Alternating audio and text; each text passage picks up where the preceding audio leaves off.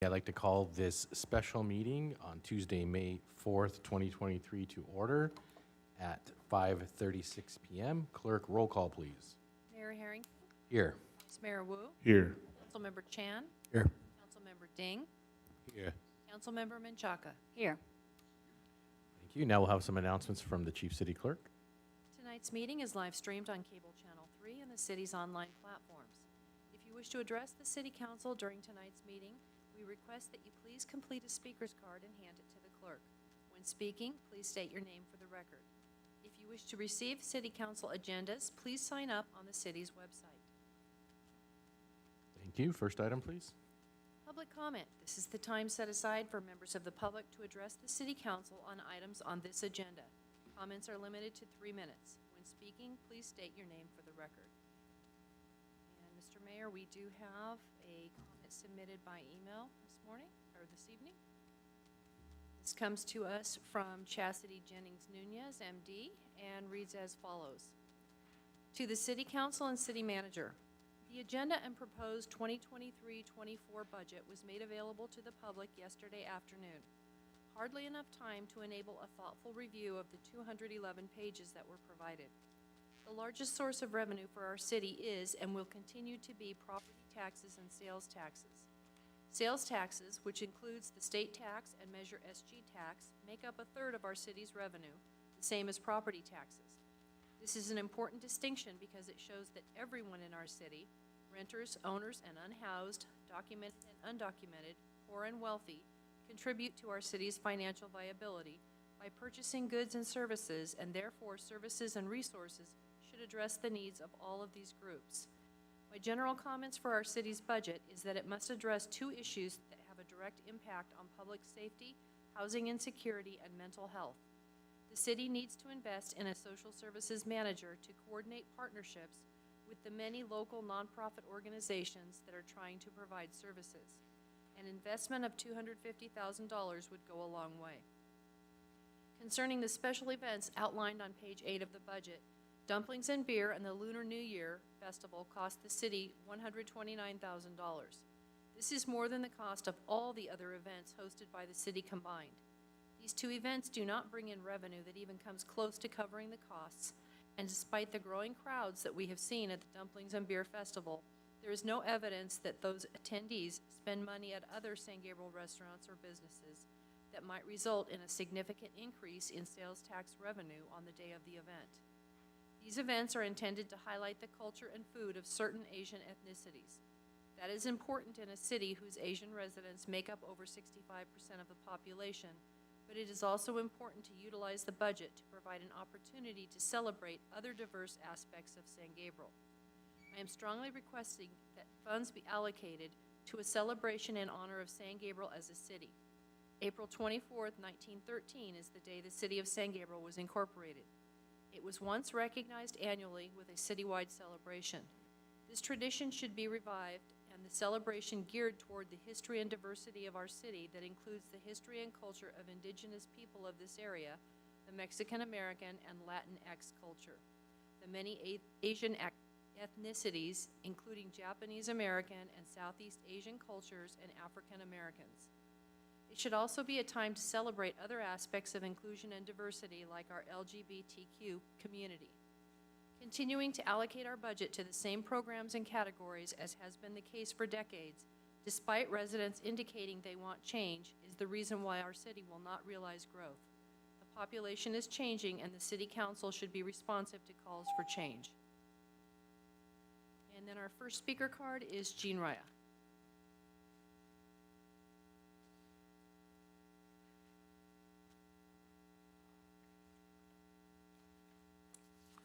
Good evening.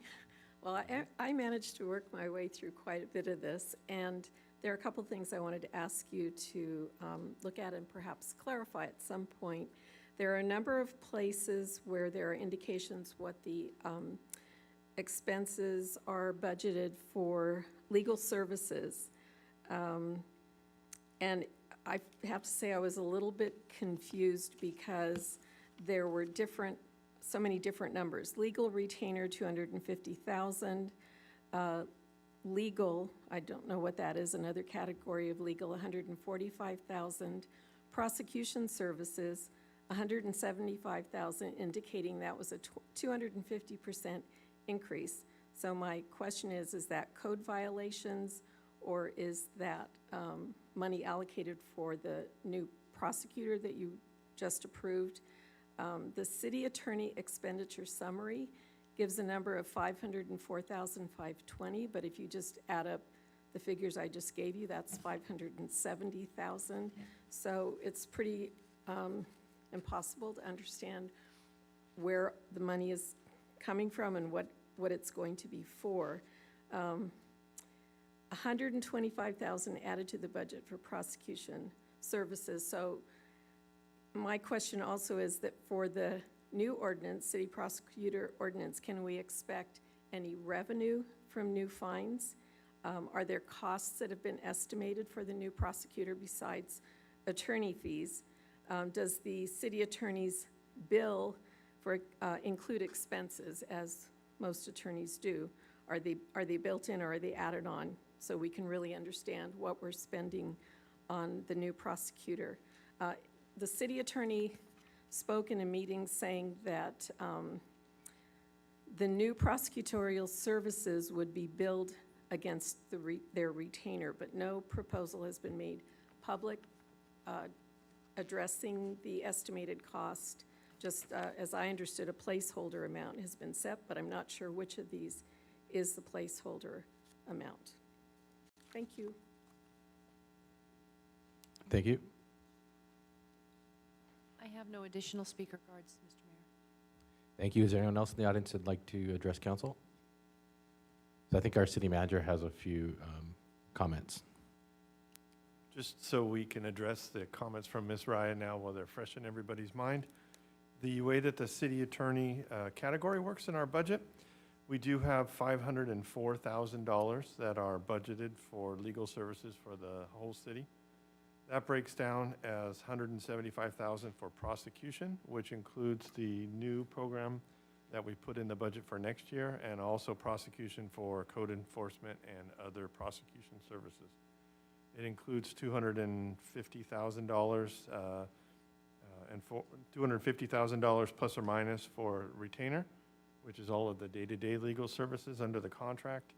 And then we have a catch-all of almost $80,000, $79,000 for other legal services. And that would be any sort of lawsuits that we have, any other special legal that comes up throughout the year. The way the contract works is we have the retainer amount of $250,000, and then there are fees for different categories of legal services that are already in the contract. So prosecution falls under one of those, and so we have just allocated a budget for prosecution. We estimated when we did the local prosecution staff report that it would be about $250,000 a year, or $225,000 a year, excuse me, for the local prosecution. But when I looked at our budget for what we've been spending in our prosecution category, we have had savings every year in that. So I didn't allocate that full amount into our budget. So our prosecution budget of $175,000 includes that extra cost for local prosecution. There will not be any sort of extra agreement that comes back for that local prosecution because it's already included in our agreement with the city attorney's office.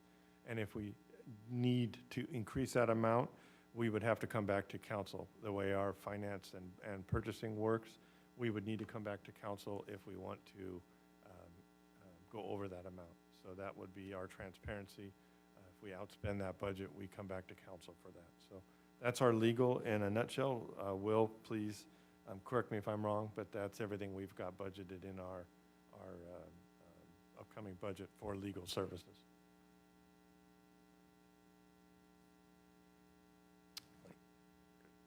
Thank you. That's a great reminder. Thank you, Mayor Harrington. And I do apologize for the last minute of getting this out, but this is not meant to be the only time you see the budget.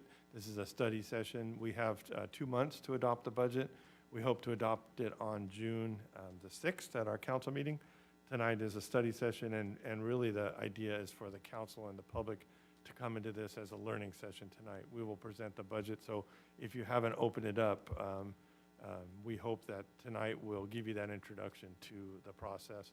And there will be time over the next month to submit public comment, and we will have at least one more public hearing and other times, and another public meeting in the library to get more information. So this is not meant to be the only time that the public has a chance to offer their opinion or ask questions about the budget.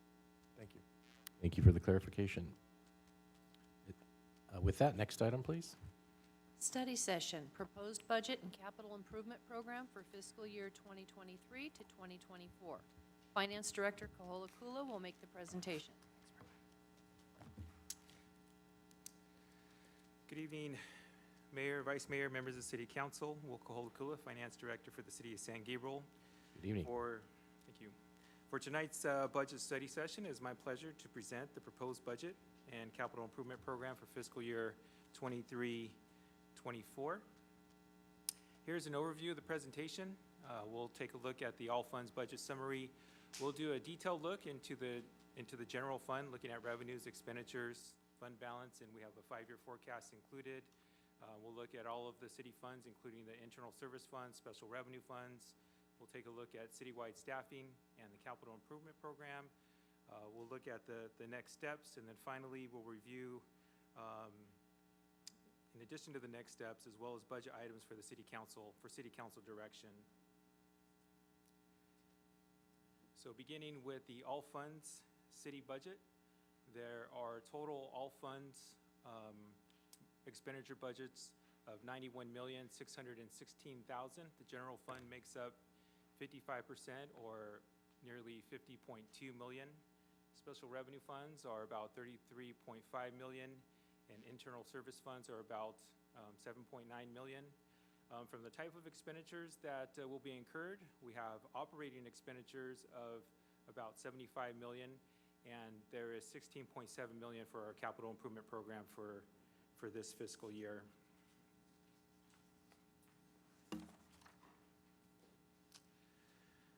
Moving on to an analysis of the general fund budget. At this point, the general fund has proposed revenues and transfers in of $51,585,000. Expenditures and transfers out of $50,185,000. So that will leave the proposed 23-24 general fund budget with a positive net change in fund balance or surplus of $1.4 million. General fund revenues are higher by $5 million as compared to the prior fiscal year. And expenditures are higher as well as by $3.9 million. And on the next few slides, we'll look into what the revenues and expenditures are made up of and what's driving the changes. This slide provides the composition of general fund revenues. As you can see in the pie chart, that taxes make up the majority of general fund revenues, bringing in 67% of our of general fund revenue. Next is our transfers in from the retirement fund that pays for the city's pension cost at nearly $9.9 million, or 19% of all general fund revenues. Combined between taxes and transfers in, that makes up 86% of all general fund revenues.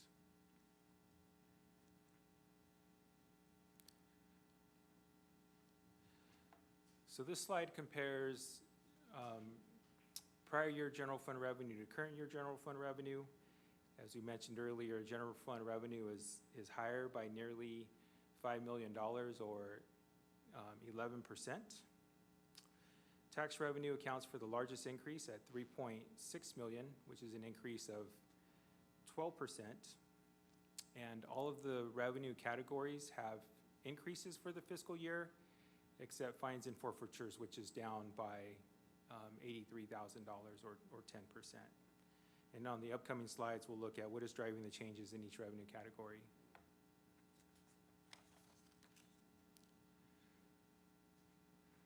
So this slide presents an analysis of our all of the general fund taxes that the city receives. The largest tax generator for the city is property taxes. So at the top of the chart, at the top of the table, we have property taxes, which brings in 7 million, and then we have property tax in lieu of vehicle license fees, which brings in about 6.3 million. Combined, these two revenue sources bring in over $13 million in general fund revenue. And so for us, property taxes have been a stable and consistent revenue source over the years. And then next, we have our utility user tax and Measure SG, which have provided the largest increase from the prior year. You can see utility user tax is projected higher by $925,000 or 21%, which has been driven, which we've seen driven in this fiscal year of increased rates and increased utilization. And then we have Measure SG, which is higher by nearly $1 million. So as we've been understanding this tax more, it looks like it's more budgeted to 105% of the general state sales tax. And so state sales tax is 1%, Measure SG is 0.75%. The reason it's 105% is due to the way this tax is applied to based on where the good is placed into usage. So the big driver is when people in San Gabriel purchase vehicles and they register to San Gabriel, they'll pay the 0.75% on these for the Measure SG sales tax. This chart provides a historical analysis of the city's 6 major tax revenues. And so the chart reveals the stability or instability of each of the major tax revenues. So at the top of the graph, we have the 2 green lines, which are our 2 property tax. And you can see from before the pandemic through fiscal year 23-24, the consistency of those property taxes. And then we have the 3 middle lines. So we have the blue line, which is the utility user tax. And you can see how it went down during the pandemic. And then as you get close, as we move on to 22-23 and 23-24, that the utility user tax is beginning to take a relative significant increase. And then we have the 2 black lines in the middle, which is our Measure SG and our state sales tax. We see our state sales tax, the decrease during the pandemic. We see Measure SG coming on board in fiscal year 21, and then we see the spike in the sales tax, and then now it's after the recovery from the pandemic, and then now we begin to see it level out. And then the bottom line, we have our transient occupancy tax. So before the pandemic, we were at 3 million. Hotels were closed, so we had significant decreases down to 1.3 million at the low point. And then you can see that the transient occupancy tax has been steadily increasing. So in 22-23, we're actually projecting that will increase, will be above the pre-pandemic level, and then continuing to increase from there. So just a note on the transient occupancy tax.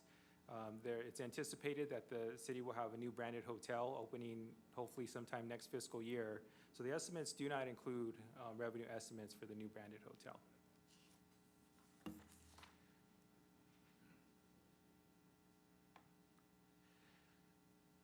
So here is some additional analysis on general fund revenue categories.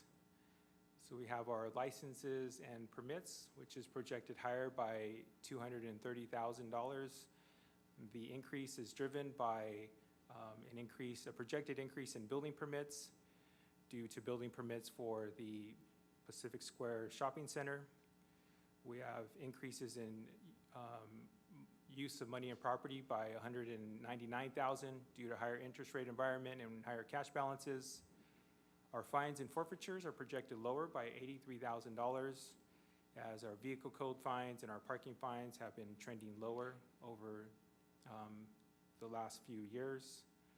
Then we have fees and charges projected higher by $179,000 as ambulance fees are projected higher by $250,000 due to increased rates and utilization. And then that's offset a little bit by plan checking, which is lower by $106,000 based on the department's estimate of plan checking activity for fiscal year 23-24.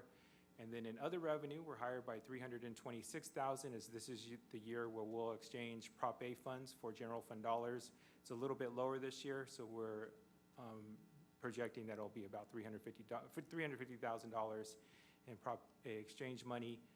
And then we have our transfers in, which is higher by $471,000.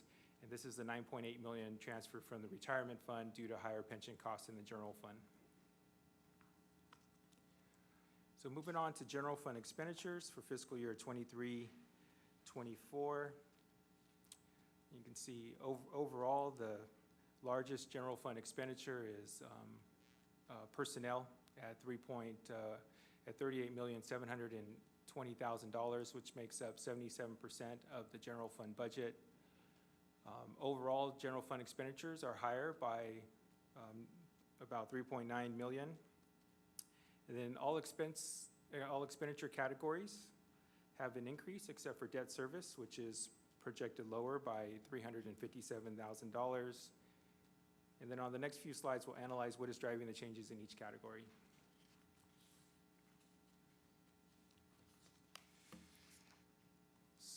So this slide provides an analysis of our general fund personnel expenditures. It's a lot of information.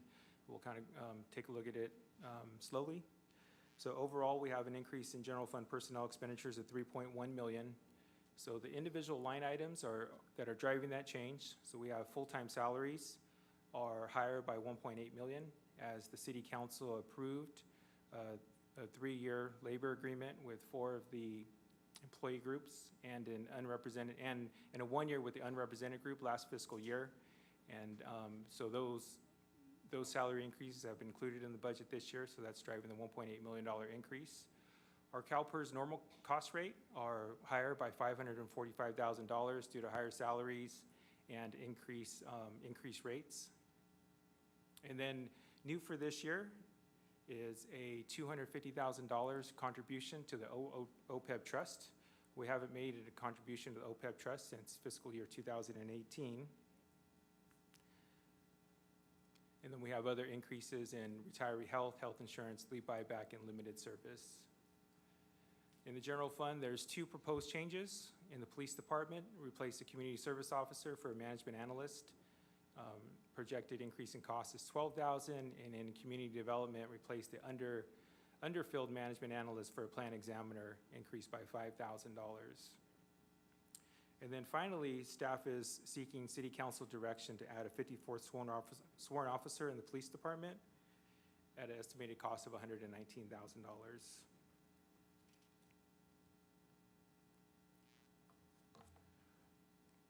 So here's some additional analysis on the other general fund expenditure line items.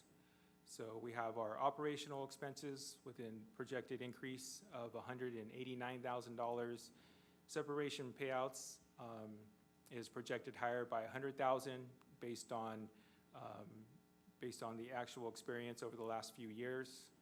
Utilities are higher by $75,000 as utility rates continue to increase.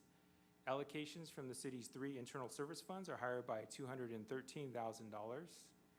And then we have the 1 decrease in debt service of $357,000. And as the city council approved in fiscal year 22-23, the public works loan was paid off, which resulted in a savings of debt service for this fiscal year of $357,000.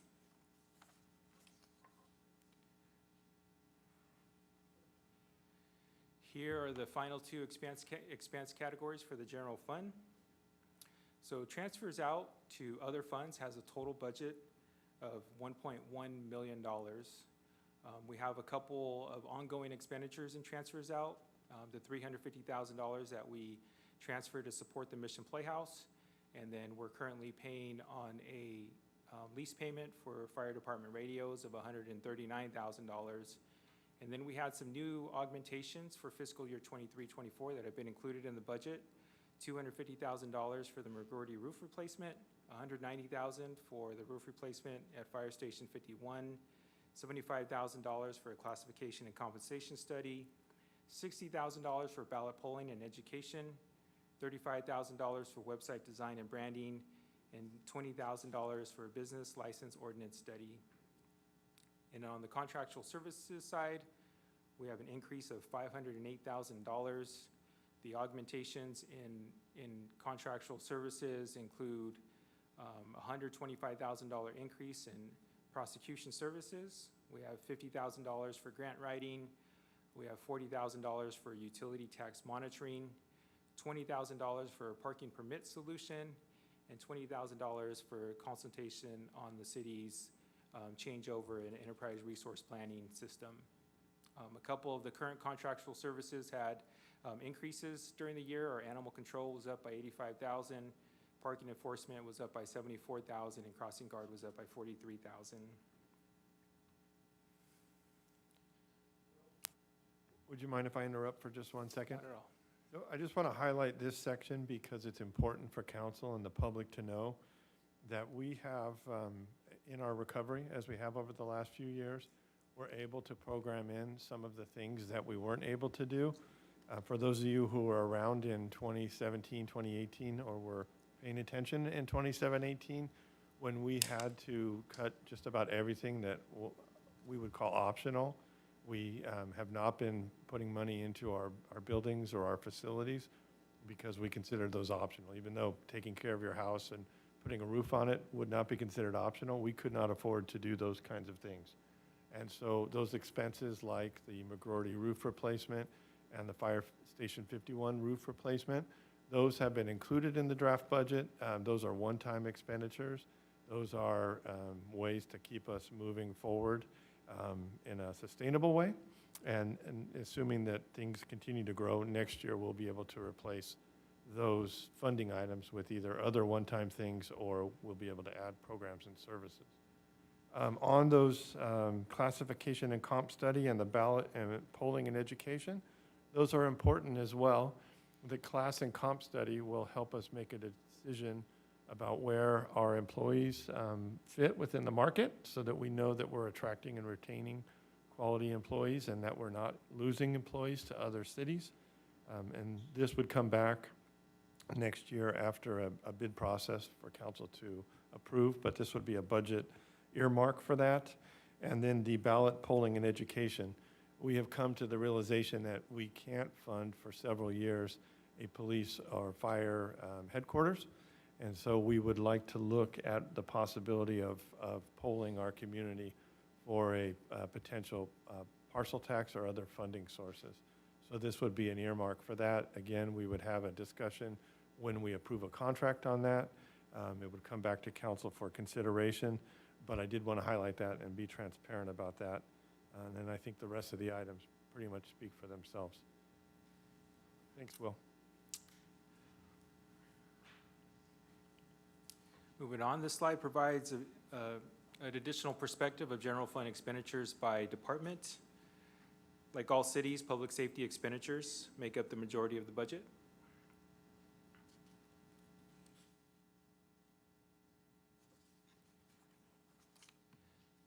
So the general fund expenditure highlights is the general fund budget is over $50 million. All positions are fully funded and include adjustments for approved labor agreements. There are $885,000 in augmentations that have been added to the budget. $250,000 has been budgeted for an OPEB contribution, and there are other items that are proposed for city council consideration and discussion, including a 54th officer and the police officer, economic development programs and community development, self-contained breathing apparatuses in the fire department, citywide camera project for finance/IT, and then the planned special events for fiscal year 23-24. Moving on to general fund reserves. The city's general fund reserve goal is 17% of general fund expenditures. And you can see in this table of our historical reserves that the city has been steadily improving their unassigned reserves from a negative 8.1 million in 1920 fiscal year through 23-24. We're projecting unassigned reserves of 13.6 million. This will place the general fund at a reserve level of 27.1%. And then, although reserves are needed for capital replacement, funds have been budgeted in 23-24 for roof replacement and $250,000 for the OPEB trust.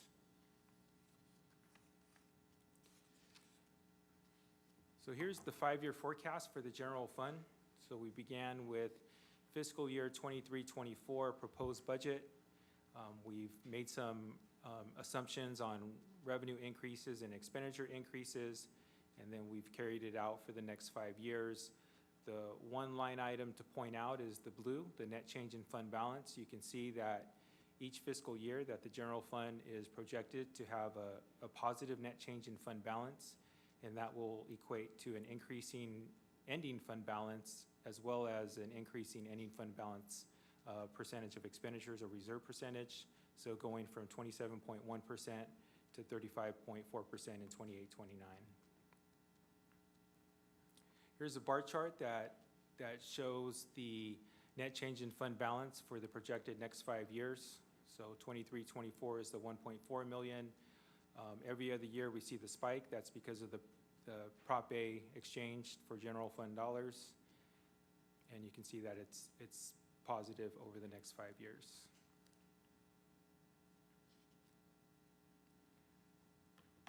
And then here is our unassigned fund balance reserve for the general fund from 23-24, 27.1%, 13.6 million in reserves.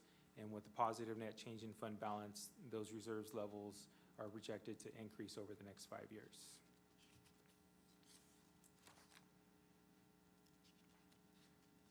So moving on to the internal service funds and special revenue funds.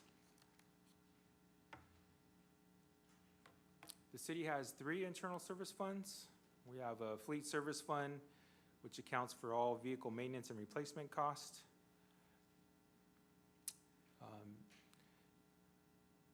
The fleet budget includes for fiscal year 23-24, there's $400,000 that have been added to the fleet services fund for the replacement of city vehicles. We budgeted $160,000 for the purchase of a fire command vehicle. We've purchased $220,000 for the purchase of a fire apparatus, which is assumed at a cost of $955,000 financed over 5 years, and $220,000 for the replacement of 3 police patrol vehicles and 1 motorcycle. The risk management fund, internal service fund, accounts for all insurance costs of the city. It has a total increase of $139,000, which was driven by our workers' comp premium, which increased by $22,000, and our general liability insurance premium, which increased by $246,000. And then finally, we have our information technology internal service fund, which accounts for all of the IT-related costs for the city. Augmentations in the IT internal service fund include $50,000 for server room air conditioner and generator, $18,000 for additional network security, $30,000 for 2-factor authentication, and $40,000 for phase 2 of the council chamber audio and visual upgrades.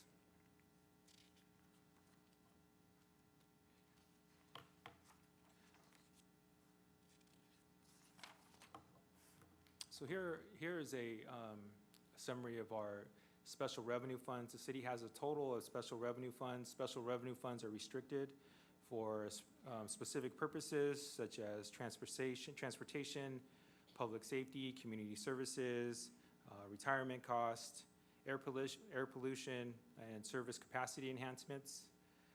This table displays the total for each restricted purpose.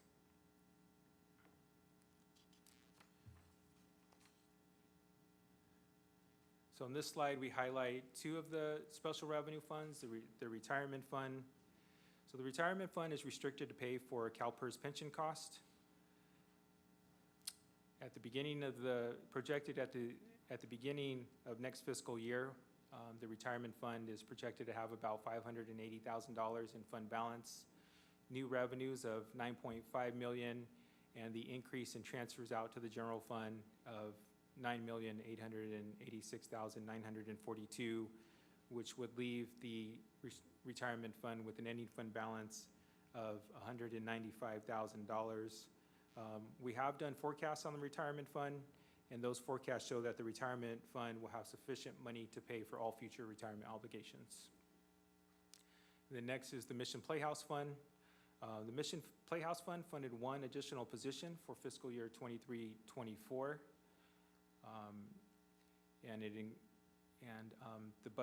The projected beginning fund balance for the Mission Playhouse Fund is $342,000.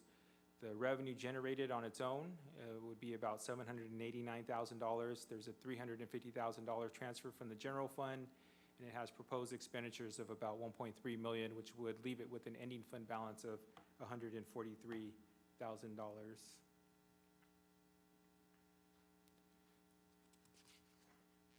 So here are the augmentations that have been made inside these special revenue funds.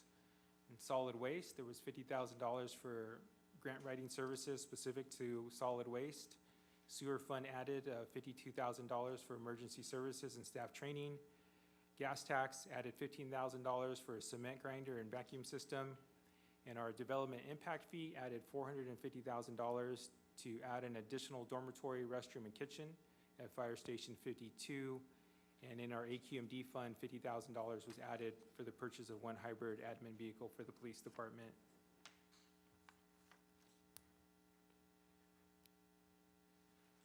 Moving on to staffing.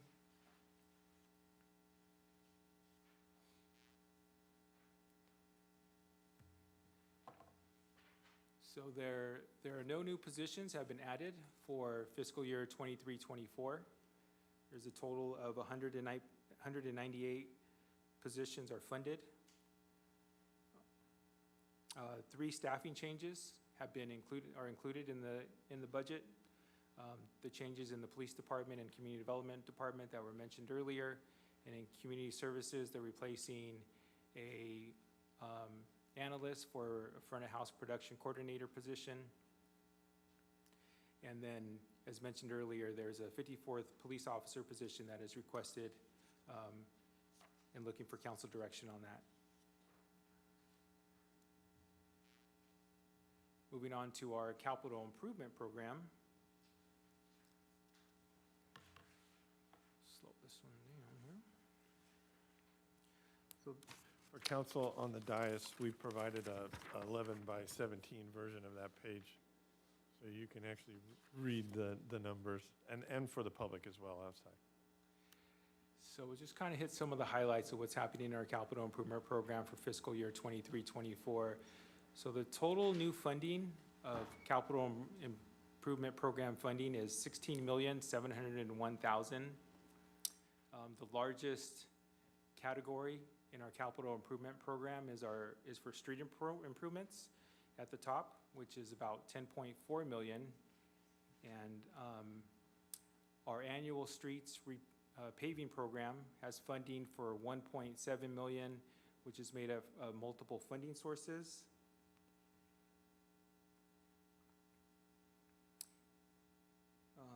Let's see here.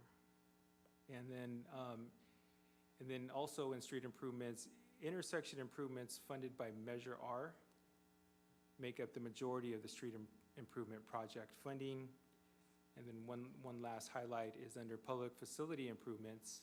We have the 2 projects mentioned earlier funded by the general fund, the roofs at McGroarty and Fire Department Station 51, and total new funding of $440,000 coming from the general fund.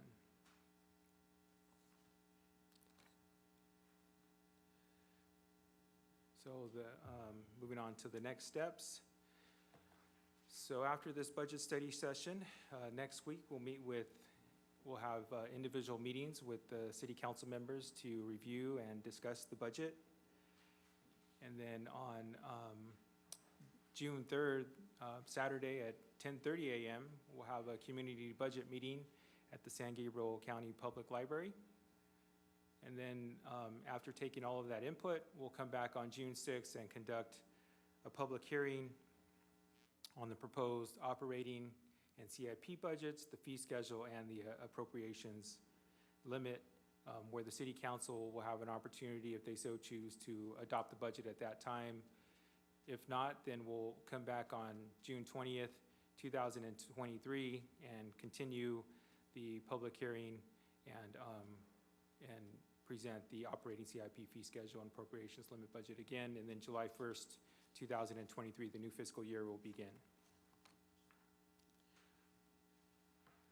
So for this study session, staff's recommendation is to provide direction on proposed additional budget augmentations, direction for next year's special events, and direction on any other topics for the fiscal year 23-24.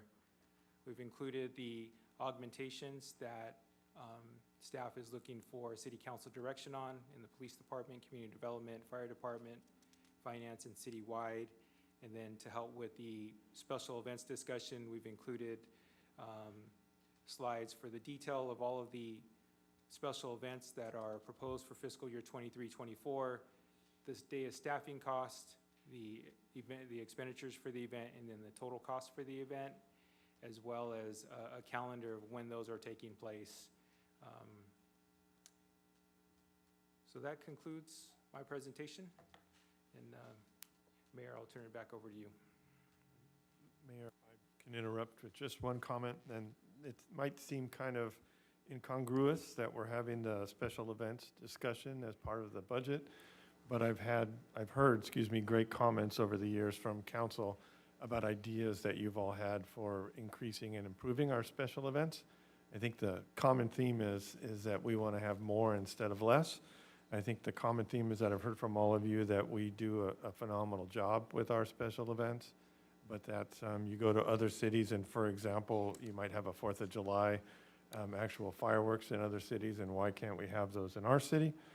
And those are budget items, and if we want to increase or empower more of those events, then now is the appropriate time to talk about those.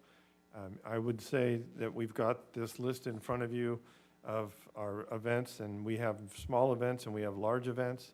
If council's interested in doing more of these larger events, like Dumplings and Beer or Lunar New Year or a enhanced 4th of July, we're at the point where we're probably going to need to add staffing and community services, because we can't just add on to those folks and say, do more with the same staffing. So in addition to the costs that we're showing you for the actual event expenditures and the day of, if we start to program more items, then I will be asking staff or recommending to staff that we start to add some of that stuff as well.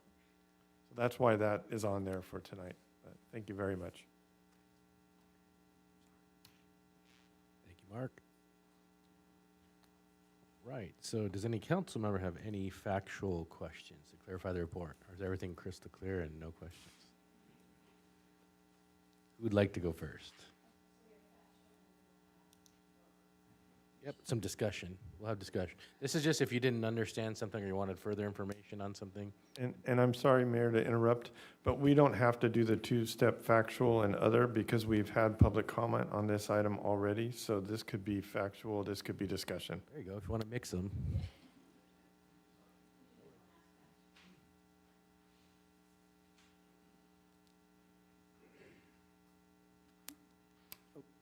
Okay. I'll start with just kind of a clarifying general question. With the special events, and it says $151,000 is the currently in the budget. But then there's the full listing of all the different events, and the total cost comes to $359,000. So does that? Are we saying that $151,000 is what we have in the budget now? But if we want to do all these things, it's going to cost $359,000? Is that where we are? So that's correct. They're currently in the budget is $151,000, and this is based off what we budgeted in the prior years. So the full cost for all of these proposed events is the $359,000. Okay, so it just means that if it is council's desire to have all these things, then we would have to vote to increase the budget, right? Whatever the difference is.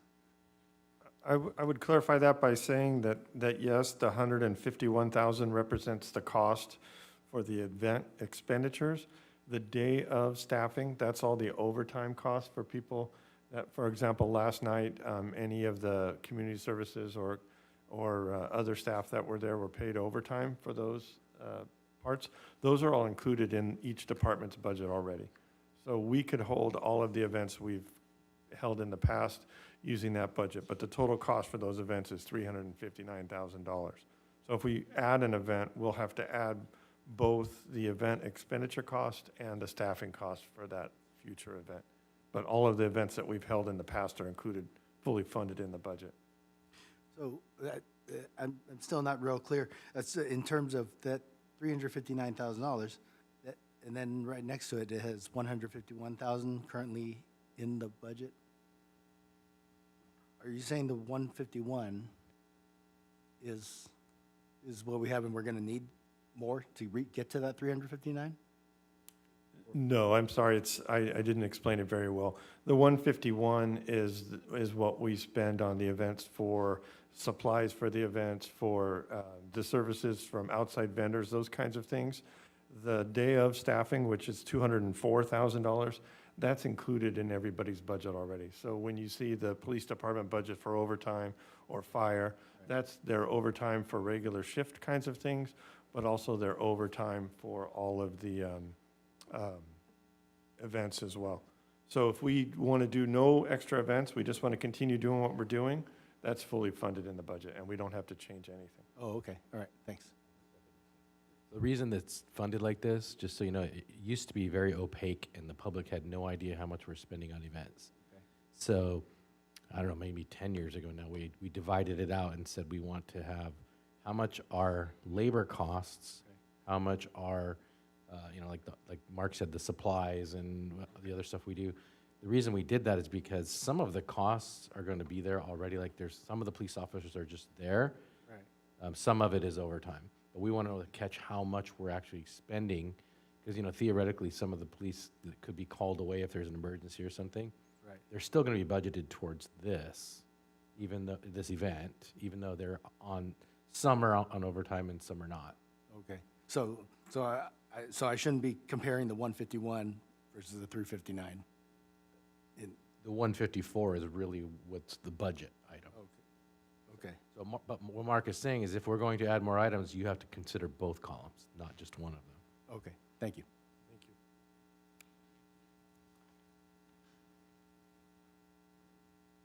Is that it or more? That's all I have for now. All right. Yield. Councilwoman Chaka. Thank you. Okay, well, I'm just going to start with the question that was brought up on council direction regarding the 54th police officer. So I believe there is a need, and I would direct staff to go ahead with the hiring.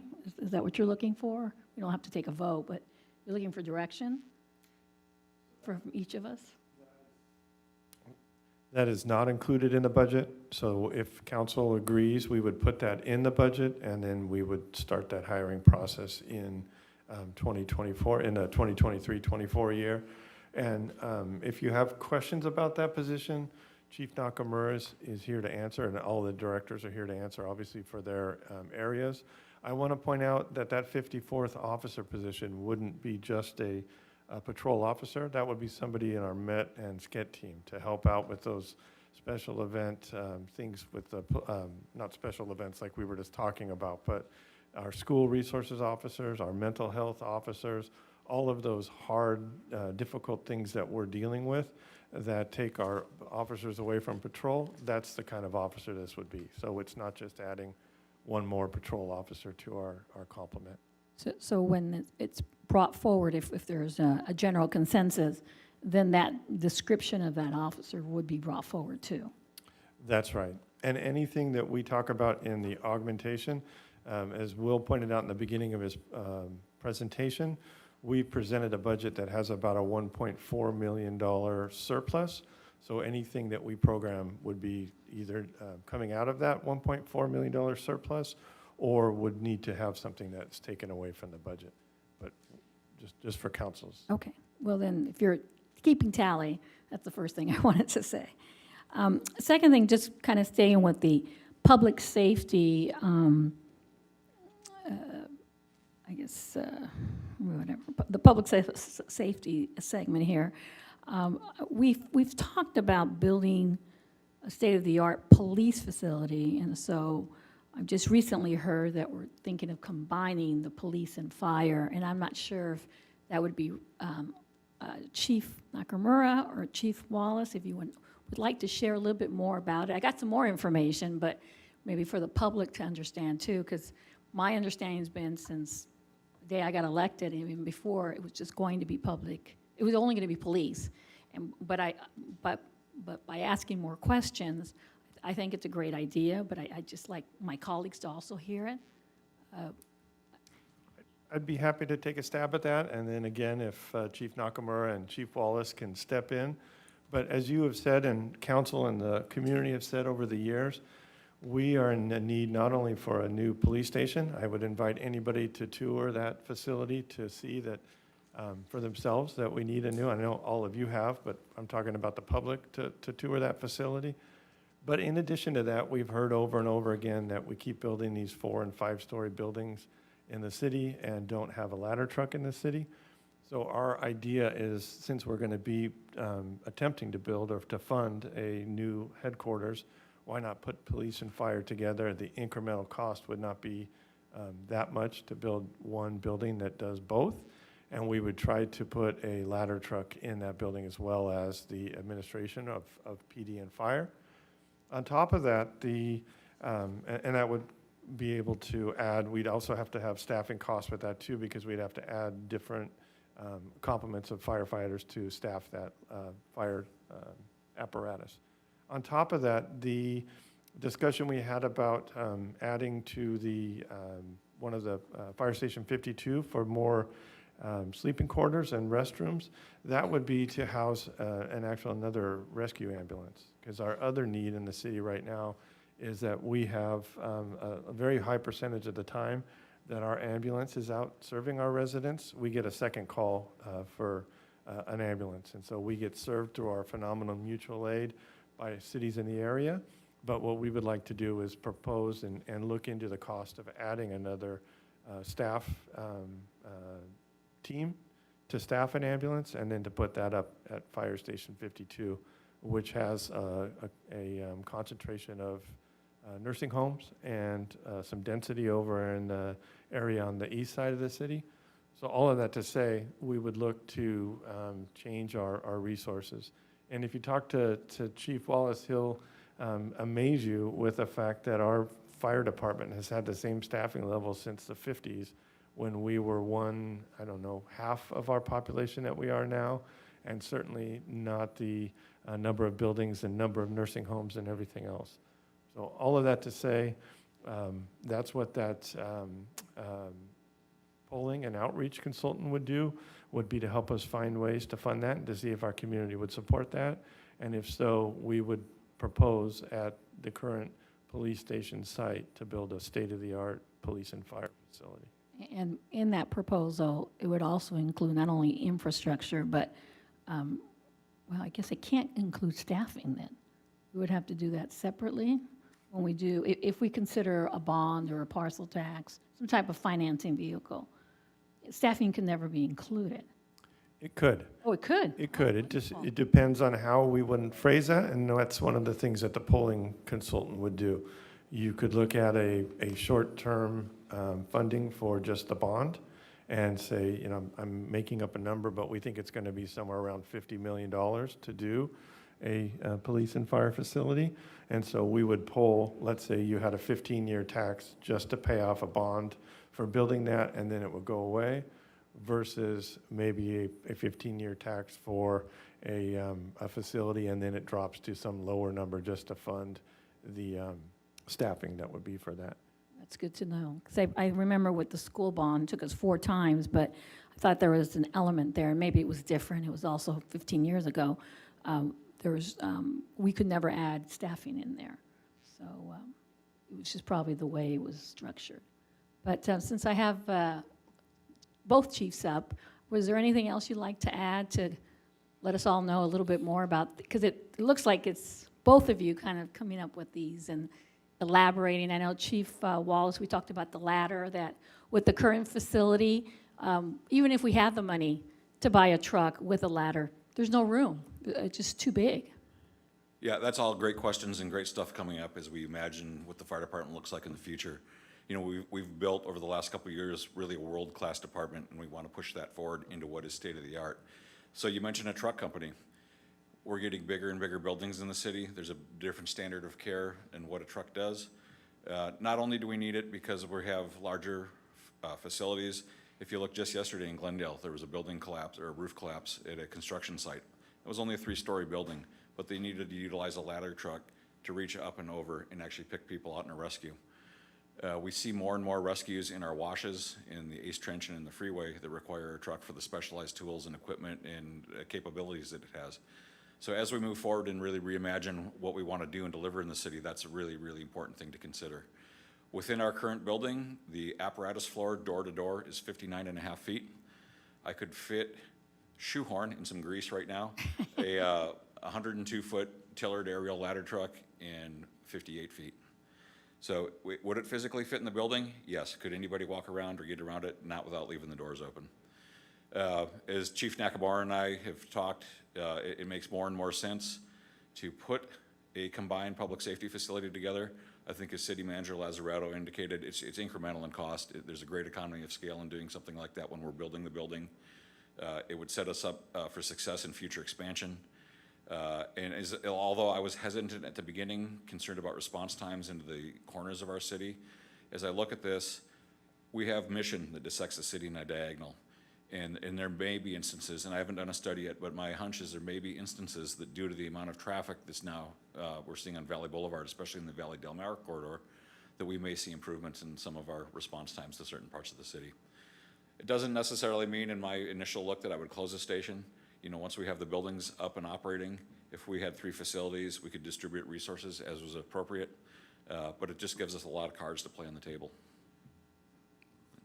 Thank you, Chief. Chief Nakamura, would you like to add anything?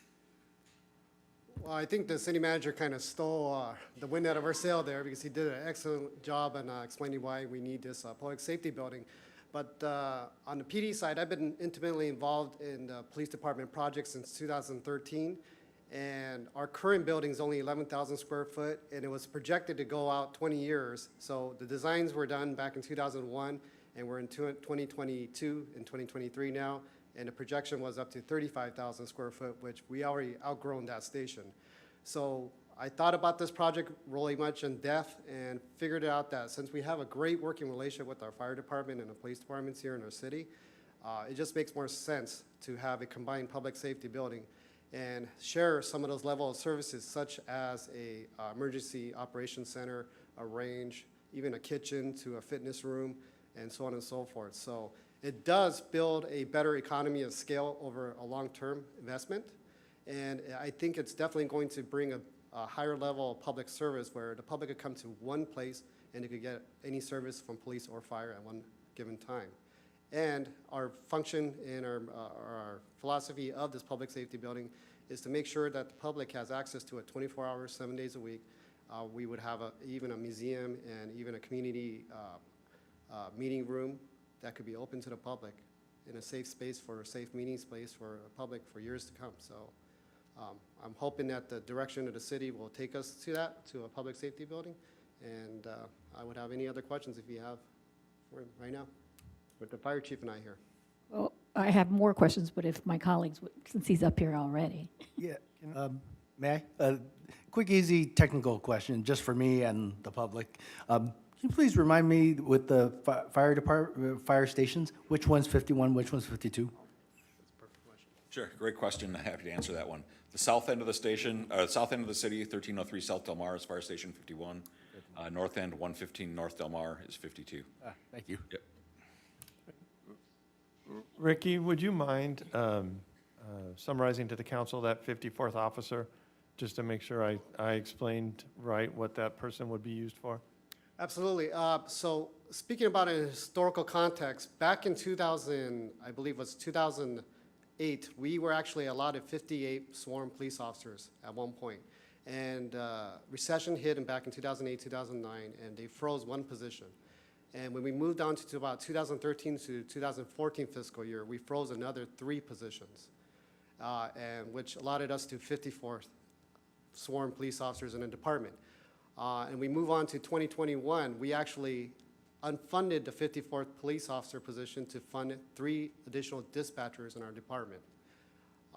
And we've never gotten that position back. Now, we do have 1 officer or 1 detective that's assigned to the LA County TRAP Regional Unit, the Auto Theft Prevention Theft Unit, and that is a fully funded position. And that's actually funding our 53rd position. So the police department is respectfully asking to fund the 54th position. And like the city manager explained, we're not looking to fund it for patrol operations. We're looking to expand our community engagement bureau because we have 2 officers and a crime prevention officer that's running a bureau with a sergeant right now, and they are overwhelmed with a lot of requests and demands from the community. And our goal is to hopefully prevent a lot of these crimes from happening in our community, especially with our youth. So funding the 54th position will allow us as a police department to make extra assignments into those bureaus and grow that bureau to where it should be, so we could give the level of service that we would like to give out to the public. Quick question. This might be a Will question, and it might be for you. Is the $119,000 for that position fully burdened? And is it mid-range, high range? What's the funding on that?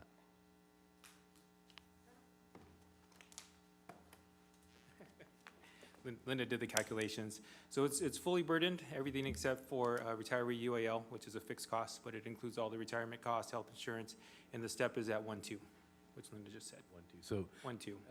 just myself for budgeting, I like to at least do mid-range or possibly like what's the most it could cost us.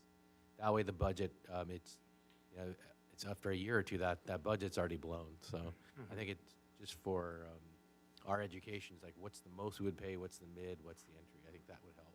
Mm-hmm. Not right now, but just, Okay. well, Linda's fast, but. Well, I try to do the calculation for our ranges, that 119,000 is definitely for step A, B. If we start at step E, which is even the highest range, because I have a range from beginning to ending would be about 138,000 at step E, last step. Got it, thank you. So that's easy.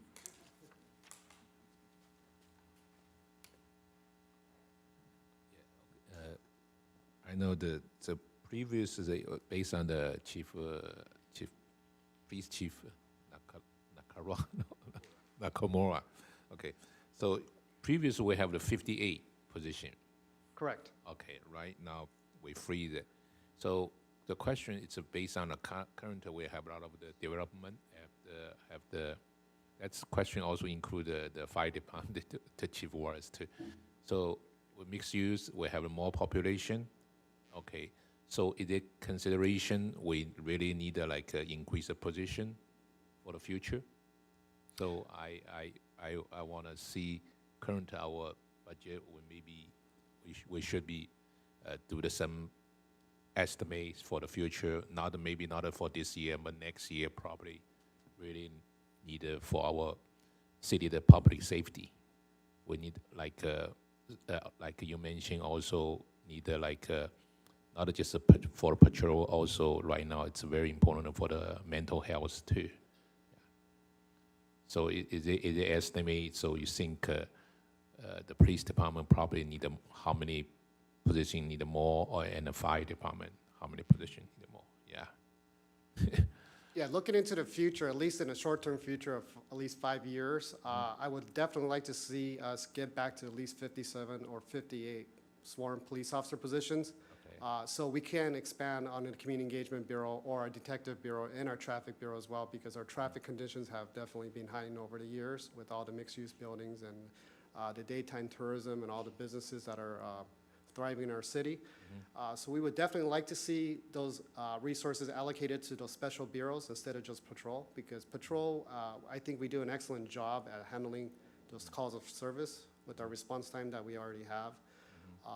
But definitely going into the specialized side of the police department operations is important, not only to just solve crimes, but then also deal with the quality of life issues. Okay, thank you. So maybe, hopefully after our study, you have given to us the figure and the Chief Wallace. Sure, an ideal way to look at it for me in the fire department is to look at a sort of a 5-year plan. The first thing I would like to see is adding an ambulance into the city. We had a study back in 2018 that indicated that our current rescue ambulance was at over a 90% utilization rate, which is extreme for any municipality. I would love to get another rescue ambulance into Station 52. To do that properly without overburdening our current employees would require the creation of 6 paramedic positions. When we get to the point of adding a truck company, I think we look at a model of, is that going to be a service enhancement and a supplement to what we already have, or is that going to be a replacement? And at that point, we determine what the staffing level of that would be. If we just went with a straight truck company based on standards of care and current practice, that would be 4 people staffing that truck on a daily basis, which would be an addition of 12 positions. Additional 12 position. Correct. Okay. So the estimate, so that's maybe need Linda to estimate how much cost for the. Sure. And just Quick, Linda. to throw it out there for your. You don't need to answer today, but for She probably has it done already. Yeah. Oh, you're done? Wow, okay. That's amazing. Okay. For your reference, if we add a second ambulance into the city, as the city manager indicated, I think our statistic was 60% of the time we get 1 call within 5 minutes, we have a second call running. And 40% of the time we have 2 calls running, we get a third. So we are actually giving away revenue to other cities. They get the billing when they come in for the ambulances, just like when we go into Alhambra, Monterey Park, or anywhere else, we're collecting the billing when we run the call.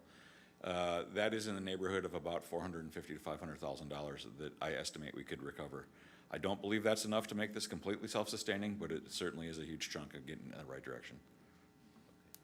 And for council's information, we won't be spending the money for the additional bathrooms and locker rooms, assuming it's approved as part of the budget. We will be bringing that back for a contract. And before we bring that back, we can include an analysis of what those extra positions would cost, because we would be looking for long-term additions to the staffing. It wouldn't be in next year's budgets, but it would be in the following year's budgets. So we can do all of those calculations and do a full analysis before we ask for those funds. So can I have another question regarding the Councilman Menchaca mentioned? So I really like, when I discussed with the Mark, it's a good idea, combine the police and the fire together. So actually, I have a chance to, I think back to the 2017, you have the Chief Harris, have the citizen academy. So I have a chance to visit to the police department.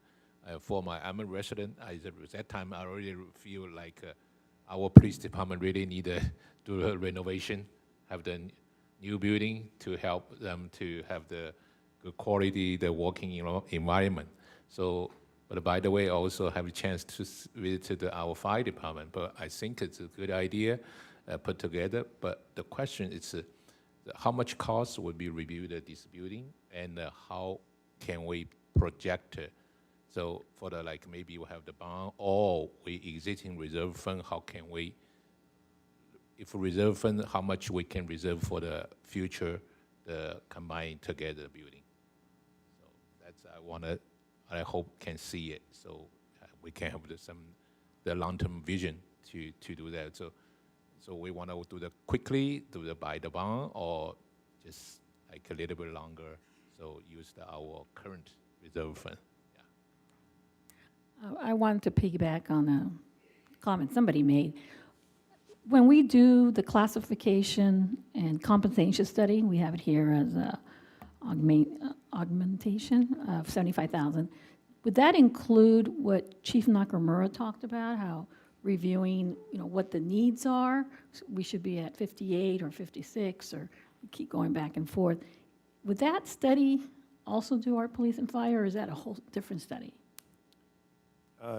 The short answer is no. It would not determine whether we need more police officers or fire fighters. But it would look at our police officers and firefighters to see what their compensation is in other cities, just to make sure that we're in that market. But that would be done through a study by either our chiefs doing that organizational study, or bringing somebody in from the outside to do a study of how many we would actually need. It's so specialized, you would think. That's what you would need, someone from the fire and police. If you were, for police, if you were looking to have an outside consultant do that, and then fire as well, we would probably do a standards of care and coverage, which we did in 2017, and we would update that and make sure that, as Chief Wallace said, no, we wouldn't just be using the back of the napkin if we moved the station to Mission and Del Mar, and made sure that all those response times were good throughout the city, and that model would work. Yeah, just a point of information for your reference, I've programmed into my budget this year renewing a standards of cover survey, because the last one we did was in 2017.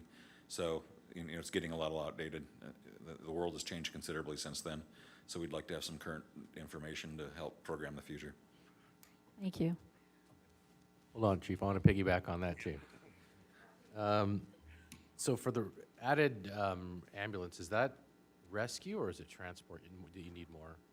No, it would be the current rescue ambulance we have now, so transport capability. Okay, that's what I wanted to make sure, whether it was like, you know, the full everything, or if you just need a transport. Because a lot of times, if it's the nursing homes, it's not. There's a lot of just transport going on as well, correct? Right. We're not in the business through the emergency medical services of doing much in the way of interfacility transports like you're referring to. We do some of them out of the hospitals. We have agreements to take traumas that aren't appropriate to be, say, at San Gabriel Medical Center to Huntington or to County USC, or some of the specialty cases, you know, coronary centers. But that would not be, we wouldn't be just using it as a transport unit, but does have the rescue capability, it has the ambulance capability. I guess, for lack of better terms, it's the full Monty.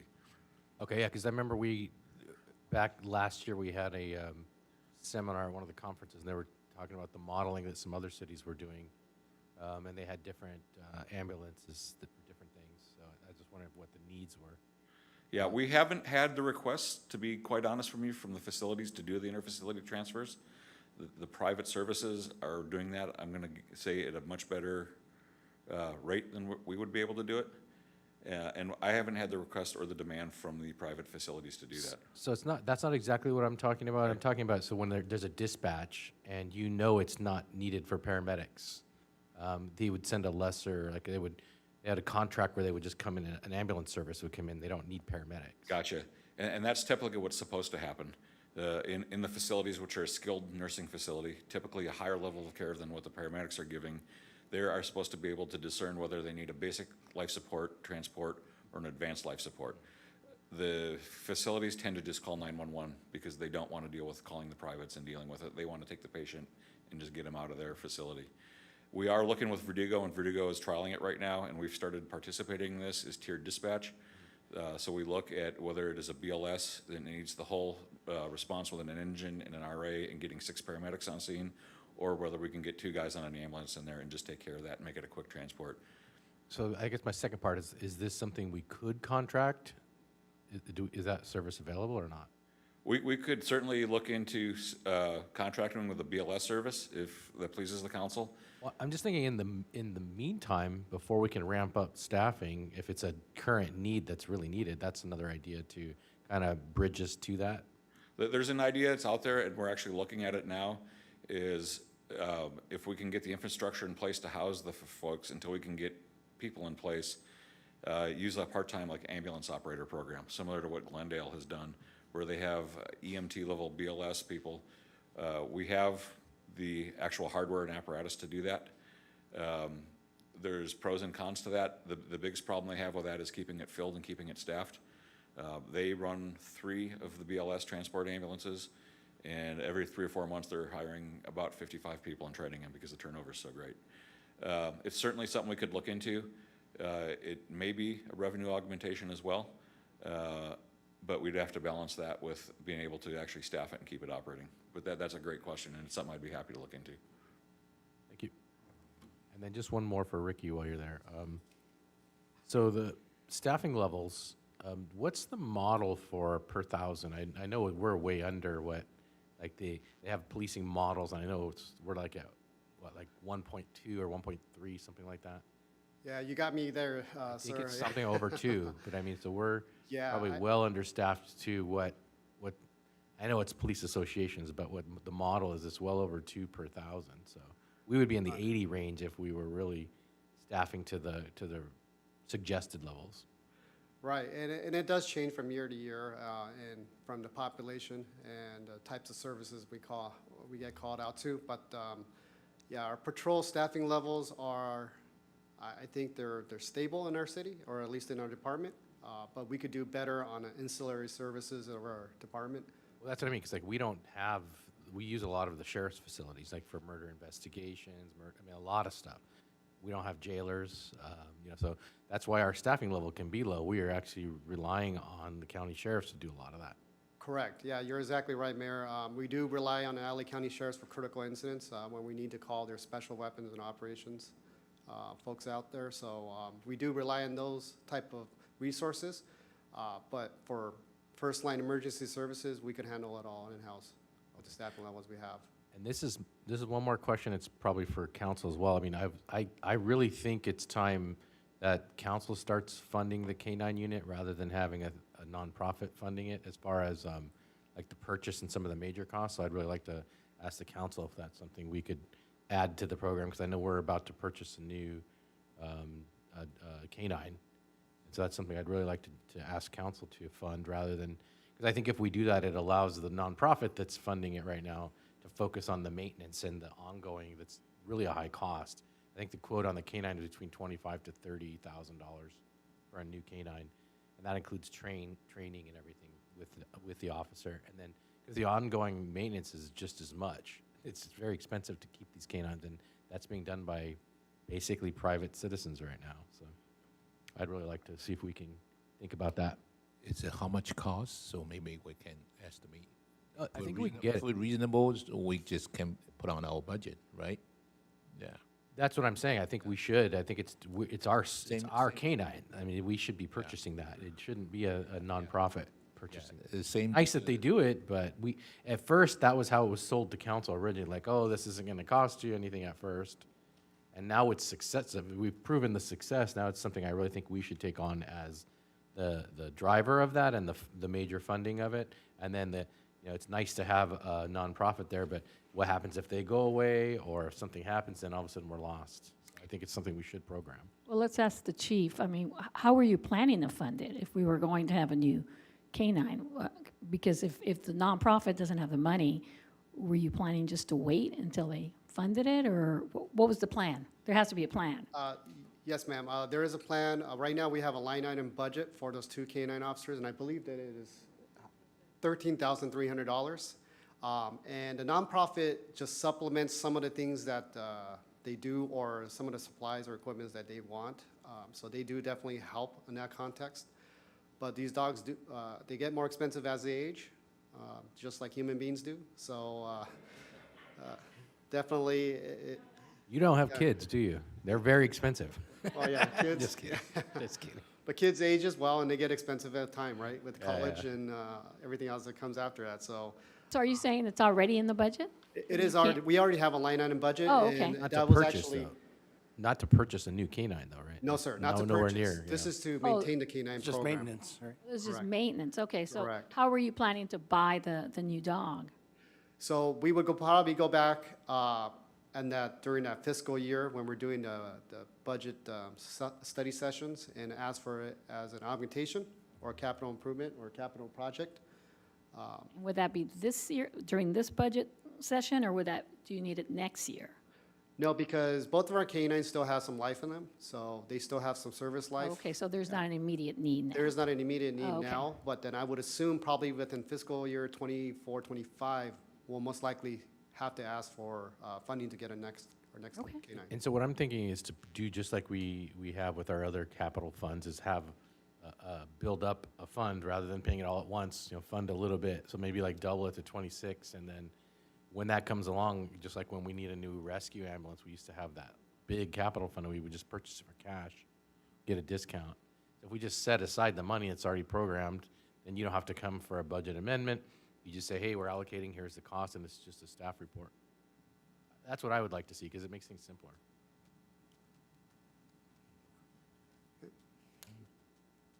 I agree. So we need a plan to special fund. Yeah.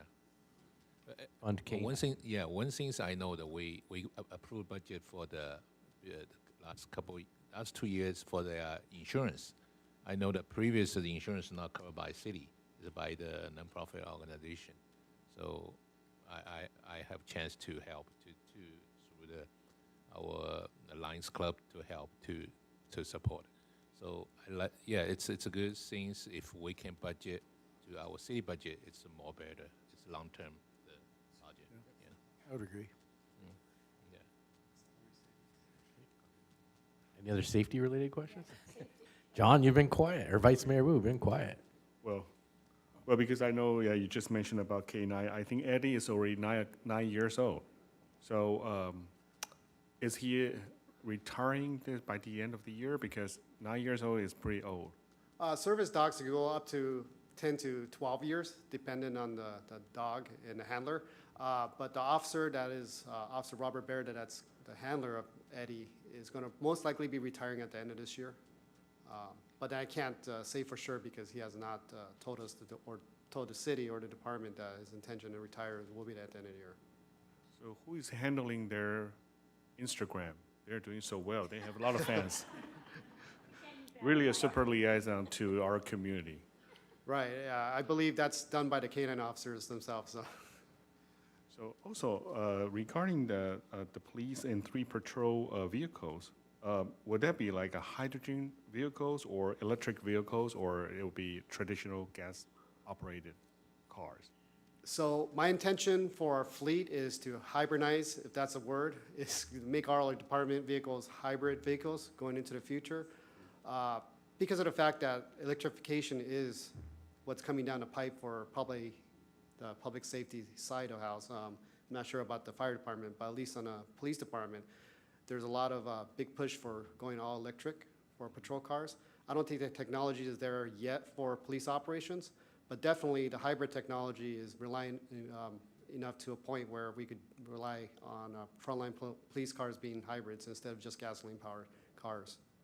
So for example, for fire trucks, it's always like a 10 years, then we will consider that will be, we need a new truck. So what about those police vehicles? Do we have like 10 years depreciated until 0? So police cars are a little bit different. They're treated almost like a rental car because they get driven pretty hard. They get involved in a lot of pursuits, and they get a lot of hard miles put on it. So realistically, we like to replace them every 5 years. I think 5 years is the maximum for those type of vehicles because we put a lot of added stress to our fleet mechanics. When we keep them a little longer, it takes a lot longer or a lot more work on their part to keep these vehicles up and running. And on the note of being going into the hybrid vehicles, Whittier Police Department is one of those first departments that went all hybrid on their patrol vehicles. And they saw a significant savings on their gas fleet side because obviously these police vehicles run 365 days, 24/7. So they actually saved probably about 2 days worth of gas delivery. They could delay that gas delivery about 2 whole days, which saved the city a significant amount of money. And that's what my hopes are moving forward into the future, is to basically hybridize all our frontline patrol vehicles and our administrative vehicles so we can have those cost savings into the future. I see. And regarding the police department, you have like an item that replaced community service officer for management analyst position. So, well, first of all, thank you so much. You're helping us to get a grant, so we are able to have the flock cameras. But for this position, is that someone will be able to write or do research on like what grants available for RPD? That's a great question, Vice Mayor. So the management analyst position was created for the sole purpose of working on grants, working on their city budget or PD budget, special projects, and also like services within a department, as in purchasing items or equipment or furniture or anything else of that matter in our city. What my intent is moving forward is to start looking for a lot of these technological type of equipment through grants versus asking it through the general fund. And I'm fully confident that this management analyst position will pretty much be self-funding by the routes of having a lot of money coming in through grants. And grants are not free money. Somebody has to work on it, and this person is going to be tasked with working on those type of things. I'll give you an example. So ARPRs is going to be one of the first grants that we're going to be instituting within this fiscal year. Oh, I'm sorry, the next fiscal year, 23, 24, I'm sorry. And then in 24, 25, we're likely going to be bringing on some drones because we were able to secure another grant for that. So this is only one position, one person. Correct. So does this grant or how we spend it will be audited by any, like a federal or state level government? Absolutely. So all grants are audited, depending on what level of grant and the amount of grant that they give you. But for instance, like for the license plate readers, they'll be audited for 7 years. So somebody's going to be responsible for the audit process, which is almost as cumbersome as actually grabbing a grant and working on a grant. So it takes somebody that's really diligent and focused on just working on these things year by year, because the more grants you go every year, it compounds the work, because the audits go back 7 years. So this position is the one that writing the grants, looking for grants, and also to manage the paperwork. Yes, sir, yeah, manage paperwork, and then, for example, like for cameras, it'll be 7 years that they have to manage it for, which is a very long time. Got it. Thank you so much. You're welcome, sir. Yeah, it's, I echoed the EV car for our police vehicle. I have a chance to go to the SGV COG, the city of the South Pasadena. They do the electrical vehicle, the 2 gas car, the expense even more than a EV car, the expense. They did a they have some like people to calculate it, how much the electricity they use for the EV car and how much for the gas car use. It's comparison. It's really also, it's a good environment and save the cost too. Yeah, I really think about it. We can, for the future, we need to have the budget or projector to like you say, the only 5 years, right? And by the way, it's state policy. It's a 2035, no more sell the gas car, it's only EV car, right?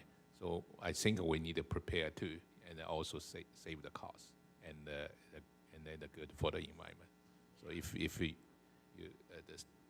chief, where you can have the plan to do that, maybe also put on the budget. Would that be part of capital improvement too, making an update, the capital improvement, what Councilmember Ding is saying? It would, and as Chief Nakamura stated, we're looking to move all of our vehicles. We've even looked at fire trucks, believe it or not. They're not there yet, but we are looking at them. The hybrids that we're purchasing this time, we're able to use AQMD funds for those, for some of those. So we are using those EV resources. And then we are aware that in the future we'll have to go fully electric. And it's great that somebody like South Pasadena is going to work out the kinks for us. Yeah. And then we can learn from whatever their experience is. Yeah, and plus our city public, it's the city belong to the property. How can we put on like an EV charging station? That's then can convenient for the.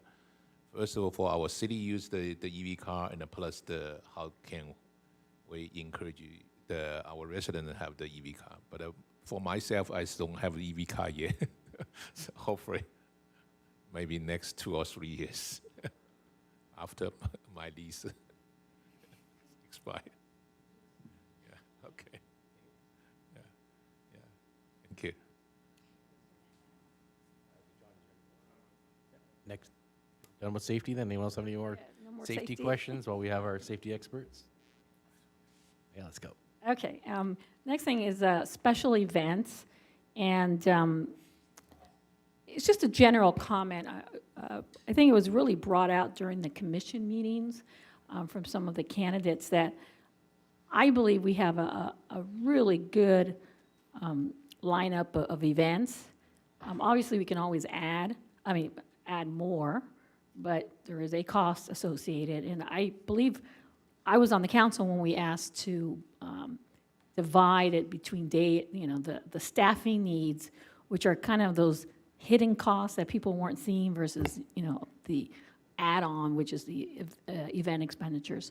But what I wanted just as kind of a general statement is I believe we have a good list here, and that if we want to have anything more, to look at it more as an add-on versus a whole separate event. And so I think there's room in all these that I can't think of what else we would want to do, but because there's always something we can do, I guess, in addition. But for us to kind of consider that let's say fall fun festival, we want to have something relating to the environment.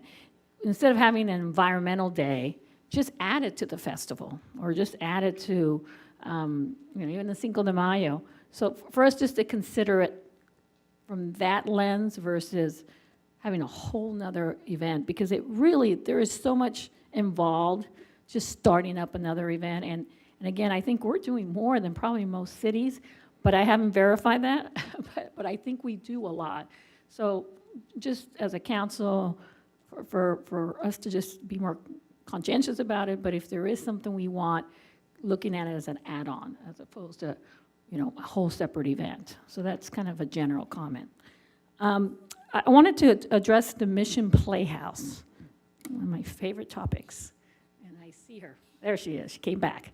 Okay. So we're down to $350,000, which is excellent. But I would really like to know, I think we need to consider setting monies aside for the nonprofit status, because we don't have that yet. Is that correct? Still working on it? We don't. And so we've been working on it for a long time, and so we're kind of dead in the water. We can't raise any money. And I know we've gone through a lot of organizational changes at the Mission Playhouse. There needs to be a certain expertise, but a nonprofit status, I think, is so basic, and we really can't jumpstart to anything without it. And so I don't know what that would look like, but I think we should set monies aside, just get it done. It's just been way too long. And we've made so much progress, and we got kind of the pandemic behind us. We're still dealing with that. But, we're coming up to our anniversary, too. It was, 1927, so same year that Kiwanis Club started, the Mission Playhouse started. That's how I remember. And so as we're approaching our 100th anniversary, wouldn't it be wonderful that we have a nonprofit status? We have, a really robust endowment fund. We have a great board who's overseeing it, but I think we just need to make that investment. It's not that hard. It should be, if you have the dedicated staff. We just don't have staff that A, has the expertise, but B, has the time. I mean, everyone is already being stretched. So I wanted to propose that we set monies aside to get it done and start building that endowment. And please, chime in. Well, one of the things, thank you, Councilwoman Menchaca. One of the things that Will noted in the presentation earlier was that we are recommending the change from a project analyst, which was a development staff person, a full-time development staff person. We've not had that position funded for several years now, and we are recommending a front-of-house coordinator, which we've never had a full-time front-of-house coordinator, which would kind of incorporate all of those things, including ticketing and usher staff, parking, all of those things that we are currently running with a part-time staff person. But one of the things we've talked about, that provides some savings, but what I'd like to do is see if the council might be willing to put some of that savings at least into a part-time development staff person, which could potentially be the person, and or staff could potentially work on that to do the nonprofit status. But then get a staff person in there who's able to, at least on a part-time basis, do the development. Because we don't have that position funded full full-time at this time, which I don't think any department has a full-time development staff person, so that was kind of unusual to have that in the Playhouse. But the Playhouse is very unique. Right. And so True. perhaps that, we do have that need, because we looked at so many other possibilities, leasing it out, and, but it is such a specialized area. I think we learned you can't just lease it or have Right. a company come in and take over it. There's just so many layers, and I hate for us to be, I forget the phrase, but penny foolish and pound, or whatever that phrase is. Foolish penny wise, I Thank think, you. or something like that. Something like that. Let's just invest it, because I just feel like we have 3 years of, or 4 years actually, of reaching our 100th, and for us to just kind of, it's progress to have a part-time, but we really need a full-time person. And we talked too about having someone, and we kind of identified somebody, but I don't know if they can do it. This person could also be maybe part of the tour experience that we talked about. People want to come, they want to learn about the Mission Playhouse. It could be a nice revenue stream. Right now, there's nobody available to give those tours.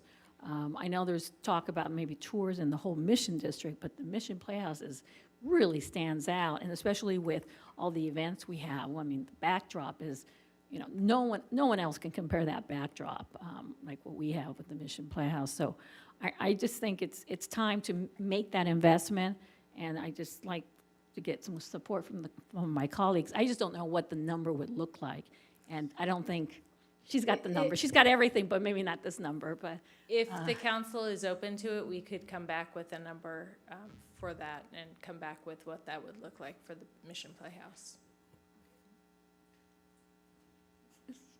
do I have 2 nods? I seen Eric. Yeah, One nod over actually, there. We, Okay, I good. think that's we already talking the last couple of years. We've been talking a lot. No, That's why it's before then, okay, I don't just know. get it Okay, done. Just get it done. after the so yeah, it's a long-term plan. Oh, I just want to asking the question. Projected revenue. This revenue is for all the whole year rental. I believe that, yeah. I'll Pay turn for to it? Will for that. 700 right now. It's 789,000. Yes, that is for all of the rental and for the renting out of the facility and all the additional fees that are charged as part of the rentals. Okay, thank you.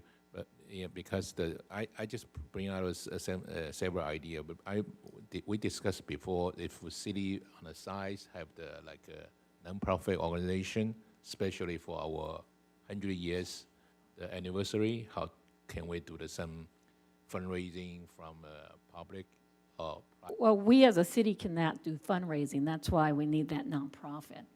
So nonprofit, who running the nonprofit?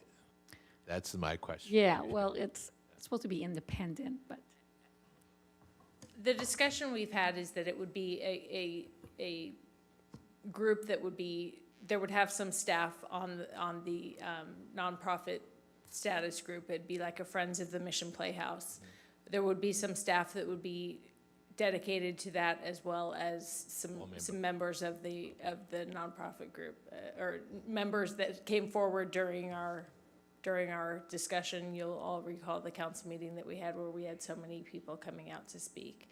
So I don't think it would be a challenge for us to come up with people to serve on that committee.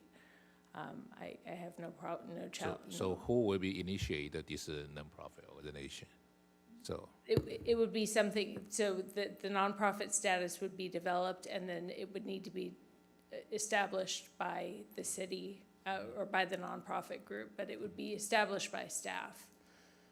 okay, separate by myself, but open for public. Who can join this nonprofit organization? Right, so Yeah. we have a whole list of speakers that came out at that council meeting, and there was a group of us that actually had a follow-up meeting to that as well. So again, I don't doubt that we would have any challenge in coming up with a Yeah. group of 12 or 15 people that could be part of that. Okay, yeah, I was mayor at the Mission time, so I was Playhouse. part of those conversations. yeah. And so that's why I know it's been a long Kind of a time. think So tank. actually, I know the community, even Chinese community, there's someone, it's really interesting to help, because when I Sure. talk to them, we lose money for the Mission Playhouse, how can they financially to help? they have a lot of idea, like for example, some idea before the Stable Center, right now the crypto, they use just use their name, not just the Mission Playhouse, maybe DBA, someone else. That every year they donated some like $1 million, you know, or $10 million. That's another discussion, yeah. Yeah. Let's narrow it down to just Yeah, getting but somebody. it's a similar, it's a nonprofit organization should be also can invite these people to do that too, right? I think that's some different idea. Or the nonprofit organization do the operation. They got some maybe increase more revenue. Well, there's like, for example, money's needed just to replace all the seating. Right. You know, having people's names, like the little nameplate. And then there's different areas in the Mission Playhouse that could be replaced, I guess, and they could have people's Restrooms. names, restrooms. You can have your own stall, you know. But I mean, there's a lot of possibilities. But I think that's later, Cal's, Councilmember thing. For the Performing Arts Center, like similar to Mission Playhouse, most city I know they lose money. Like Cerritos, they lose money. But I hear about it. One city, they say the Torrance, they have doing good. But their size is more than us. So maybe we can learning from them too. Well, we're doing much better. We were, I think, at 800,000 at one point. Yes, yeah. We're at this year, 350, so Recently, it's good. we're getting there. We're getting there. Okay, all right. Oh, by the way, I have question for the special event listing this is for the budget, but do we have the previous year how much we expense? So the previous budget, which did not include staffing, was that 151 that was included. Okay, it's a. That's the figure I mean, that was included. each event. I remember the last year we saved some money for the Lunar New Year. This year, Lunar New Year, the budget we saved them like $30,000, right? So this can save. Is we carry on the next year or just go back to the general fund, right? Yeah, any savings in the year ends up in the fund balance at the end of the year. Okay. So that's meaning some event maybe we can reduce our cost too, right? If we have the good, like I know the Lunar New Year, the KZM 1300, they do the good job save us money, right? So maybe we can encourage that more, that kind of partnership to maybe save our budget too. And just to expand on that, Councilman Ding, for dumplings and beer, just using that as an example, that event in the past was over $90,000 in expenses, and we would, correct me if I'm wrong, please, Rebecca, on any of this. I don't know that budget for dumpling and beer. That's not my event. And Happy to say that. I'm sorry, I said dumpling and beer, but I meant Lunar New Year. Oh, That Lunar New Year event was over $90,000. We raised sponsorships from the Hilton and Edison and others, and that would defray the cost, as well as partnerships with KZN and other groups. So our cost ended up being $30,000, but that's like $100,000+ event Correct. that ends up getting spent. Okay, so I just want to also let the more public understand that this is a budget. Probably we can, if we're doing good, still can save the budget back to the general fund too, right? We did get word from KAZN that they are not interested in working on this event again in the future, so. Yeah, they're interesting for another event. If we can, city have the Mid-Autumn Festival, Moon Festival, they interested. Yeah, that's a donation. If you, I just bring this voice too. Yeah, they're interested, but this usually on the September's, it almost close to the dumpling and beer. Yeah. because the mid-autumn, they usually use the Lunar New Year calendar. It's August, Lunar New Year, the August the 15th. They call them, maybe if I'm not describe it good, maybe Councilmember Chen or Wu can help. Technically, it's not August 15th. It's the 15th day of the 8th month of the lunar calendar, which ends up mid-September-ish. Yeah, September, October-ish, because it's by the lunar calendar, but the Chinese name for it is 15th day of 8th month. It does not literally mean August 15th. So just, to understand where that festival is in our regular calendar. We have a habit of not holding things on the day they happen anyway. Oh, yeah, Cinco de Mayo on Tres de Mayo, I know. May I? A quick, easy question, hopefully, for Rebecca or Will. Page 13 of the main staff report, the listing of CIP and the funding, there's a line item that says park improvement, and it's a negative amount of $295,000. Can you please remind me what that means, or? What page is that? Page 13 of the main staff report, near the front. There's a chart of CIP category. And just wondering why there's a like $300,000 negative amount, or how it works. So you can see from the chart, here's for Smith Park Pool Facility. Originally, we have it budgeted, we have budgeted some development impact fee for this project, waiting on it was a state grant that we were applying for. However, the state grant did not get approved, and therefore we are not moving forward with that project. Therefore, we are unencumbering that number, 295,337. I see. Thank you. Yeah. Then another quick couple of questions. The page 32 of the presentation, the recommendations under the subsection community development. Please remind me, what is the facade pilot improvement program? How that works? So in summary, the facade improvement program is a program that's aimed towards providing funding for a specific building to improve the facade. So that could be either window replacements, awning replacements, or painting the building. It's sort of a beautification type program. That's only for city-owned buildings? No, this would be, for. so the intent of this program, by the way, which is a reviving of the program, is been in our books for several years, just hasn't been expended. Okay. The idea is to select a very specific area within the city. And our goal, if the program is adopted, is to select the Mission District and allow for those business owners to apply for grant funding. Okay, so it's kind of grant from us, from our city budget to whatever business owner would be willing to improve their facade and. That's correct. I see, thank you. And then the next, the one under that kitchen startup pilot program? Yeah, that would be a new program for us. We look to introduce sort of a pilot type program that allows for a new restaurant that wants to come into the city of San Gabriel to apply for grant funding for kitchen or equipment for kitchens.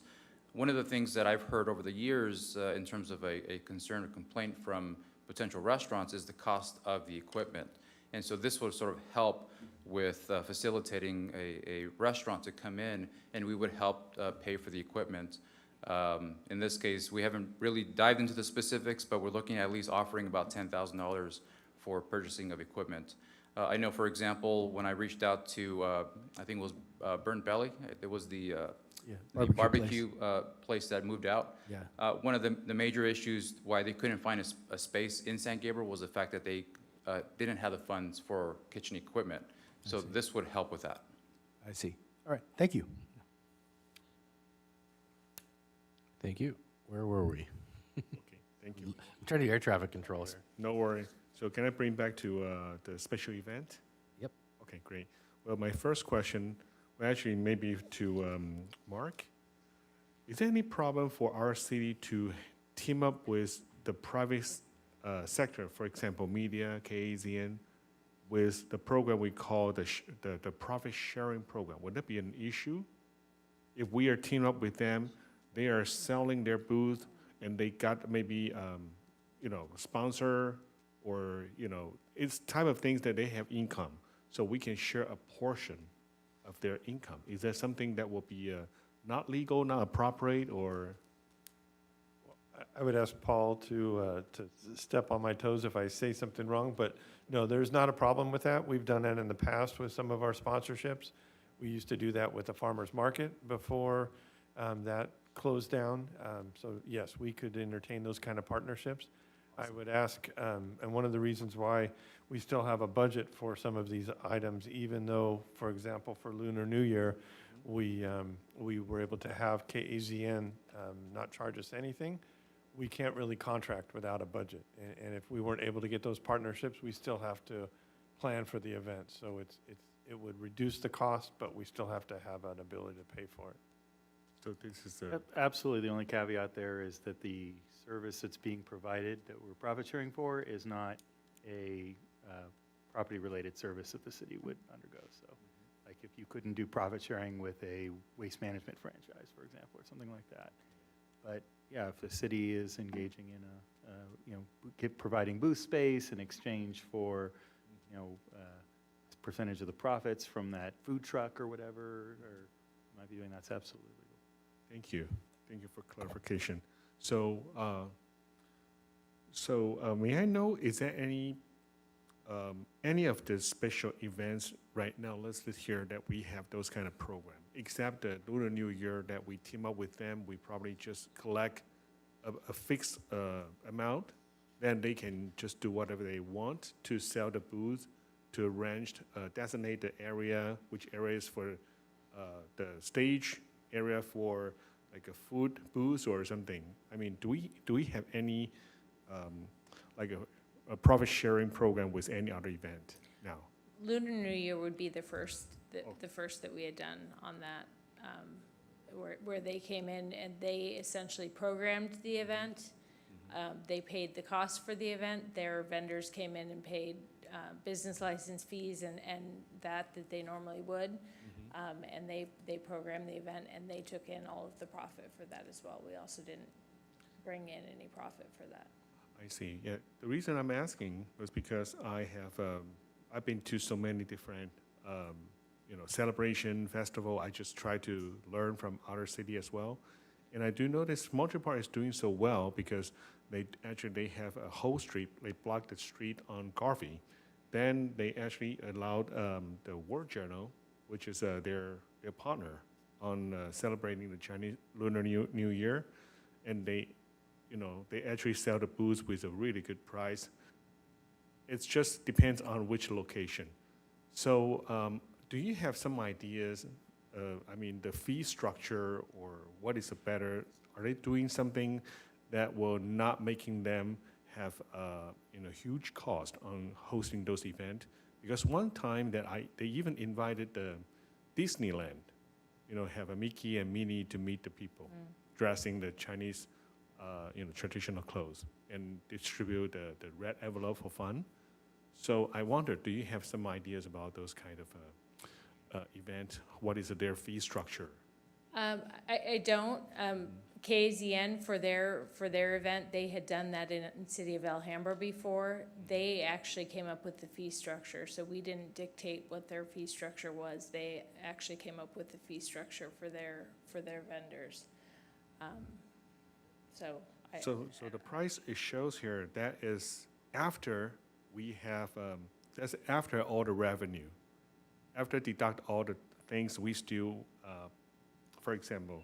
The Lunar New Year, it shows like $58,000 something. So that is after the whole cost. We still have, even we have some revenue, but that is the actual cost we are paying out for that particular event. So for that particular event, what that's showing is the budget for that event had been $30,000, as City Manager Lazaretto commented. Prior to this past year, we were paying an event company to do that, and it was a much larger amount, but we were bringing in sponsorships. So the Hilton, for example, used to give us $25,000 towards that event. So we were bringing in sponsorships. $30,000 was what our budget was to pay for that event. The additional amount that you're seeing there is for the day of staffing. So we didn't calculate staffing costs for the planning of the events, which is what takes up so much time, is the planning. This is just day of staffing, so we could see what that cost is, and that incorporates all departments. So police and fire, who may incur overtime for those events, that includes their costs. So when we have, for example, yesterday we had a Cinco de Mayo. Yeah. So those food trucks, do we charge them when they come here and just provide the foods to the residents? They don't pay a fee. They pay a business license, but they don't pay a fee to come. I see. Okay, so I wonder, is there any, I don't know if that is only my voice, but I think fireworks is something that would be some kind of special event that worth the city to have. So do you have an idea, if we have a place where we can have a fireworks for July 4th, that what is a possible cost for those events, and what is, do we need an insurance, or can we have food trucks there? So we've had a very initial conversation. City Manager Lazaretto brought that up, that was something potentially that the council was interested in. We've not gone out and gotten estimates on those. I've heard what those costs can be. We've not gotten those estimates, though. We also have had preliminary conversations about where a possible location might be to have said event, but we've not yet talked to them. What we were talking about was possibly Gabriel High School. We've not yet had conversations with them. We wanted to get the council's insight on that and see if that was something that you were looking for before we move forward with that. What I would say is that I would recommend, if we are looking at doing something like that, first off, I would say this year would not be doable for us to do that, because 4th of July will be here before we know it. But I would say that we would plan that for next year, if that's something the council's interested in. I would also say, if we are looking to do that we would change what our existing event is. So rather than having a morning parade and a Kids Day event, which that event has become, that event initially combined two events. So we used to do a Kids Day event, and we had a 4th of July event that the council wanted to have, and so we combined that into one event. But I would recommend that we revise that, and possibly we do kind of a midday event with food trucks and whatever that ends up being at that alternate location, and not do the morning event. So I think it needs to be one or the other, rather than trying to do a full day in two separate locations type of event. Yeah, one time I attended a Centennial event in West Covina. So they had a very elegant, nice fireworks shows that night. But they just keep announcing like, oh, thank you so much for the sponsor. For example, those utility service or trash company. So Paul, I think you just mentioned about that will, as long as we are not profit sharing with those utilities or trash company, would that be any issue if we raise funds to support this event because they actually doing business in our city? Would that? No, and my example was just for the service of trash.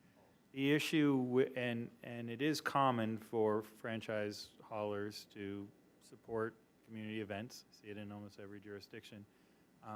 The distinction is that it can't be in the franchise fees. It's coming from their corporate, separate fund that they use for sponsorships of that nature, but, it's not part of the franchise fee that's coming to the city. So there's a little subtle distinction that's happening on the back end, but for the purpose that you're describing, that kind of sponsorship is perfectly acceptable. Oh, thank you. And I think the rest of the things I would suggest is, well, so far, a council member thing just mentioned that the Mid-Autumn Festival, Yes, that is, but now we have that in Temple City every year. They team up with the World Journal. The lunar year, they have they team up with the World Journal, team up with Monterey Park every year for the Lunar New Year. But we don't have the Lantern Festival, which is the lunar year calendar every, the 15th of the new year, according to the Lunar New Year. So that is another maybe we may consider, because we have a lantern in the Mission Playhouse. Yeah, Chinese Right. tradition. The both like Latin the festival also is bring a lot of people come out. Oh, yes. Yeah, to celebrate. Lanterns? Yeah, Lanterns. it's the last day for the the last day to celebrate the Lunar New Year. So I think that, if we can, I mean, we may consider some new event, like I would say the Memorial Day, we should have some kind of ceremonial things that we invited our veterans in our city to, at least we should list that on our special event. That's- I was going to make a few I comments. already, sorry, oh, go ahead. Just a couple things regarding 4th of July parade and Kids' Day. I would just hate to change it because there's so much competition that day. If we do it in the evening, then we're competing with like the Rose Bowl, and there's a lot. I mean, there's some other dates, maybe National Night Out. I'm not sure if fireworks chief and National Night Out go together, but I'm looking at some of these events that are in the evening, and fireworks have to be in the evening. And so I would just at least kind of think about changing it, the parade in the morning, because at least we are done and it's behind us, and then our families could go on to the next event, because it's an all-day event. I mean, everybody's celebrating. Regarding lantern, and there's so many Chinese holidays here. Maybe it's something to think about, because I know with Lunar New Year, from my understanding, is we're always trying to be good neighbors and deciding, making sure we're not doing it on the same day. If there's not that many lantern celebrations, maybe Lunar New Year could be changed to lantern instead of Lunar New Year. But just something to think about as opposed to keep adding. And I know some of these activities, and Rebecca, help me out here. I know, for example, LA County funds, was it Louis Vuitton or Louis Cruz. Louis Cruz? Yeah, they fund that concert, right?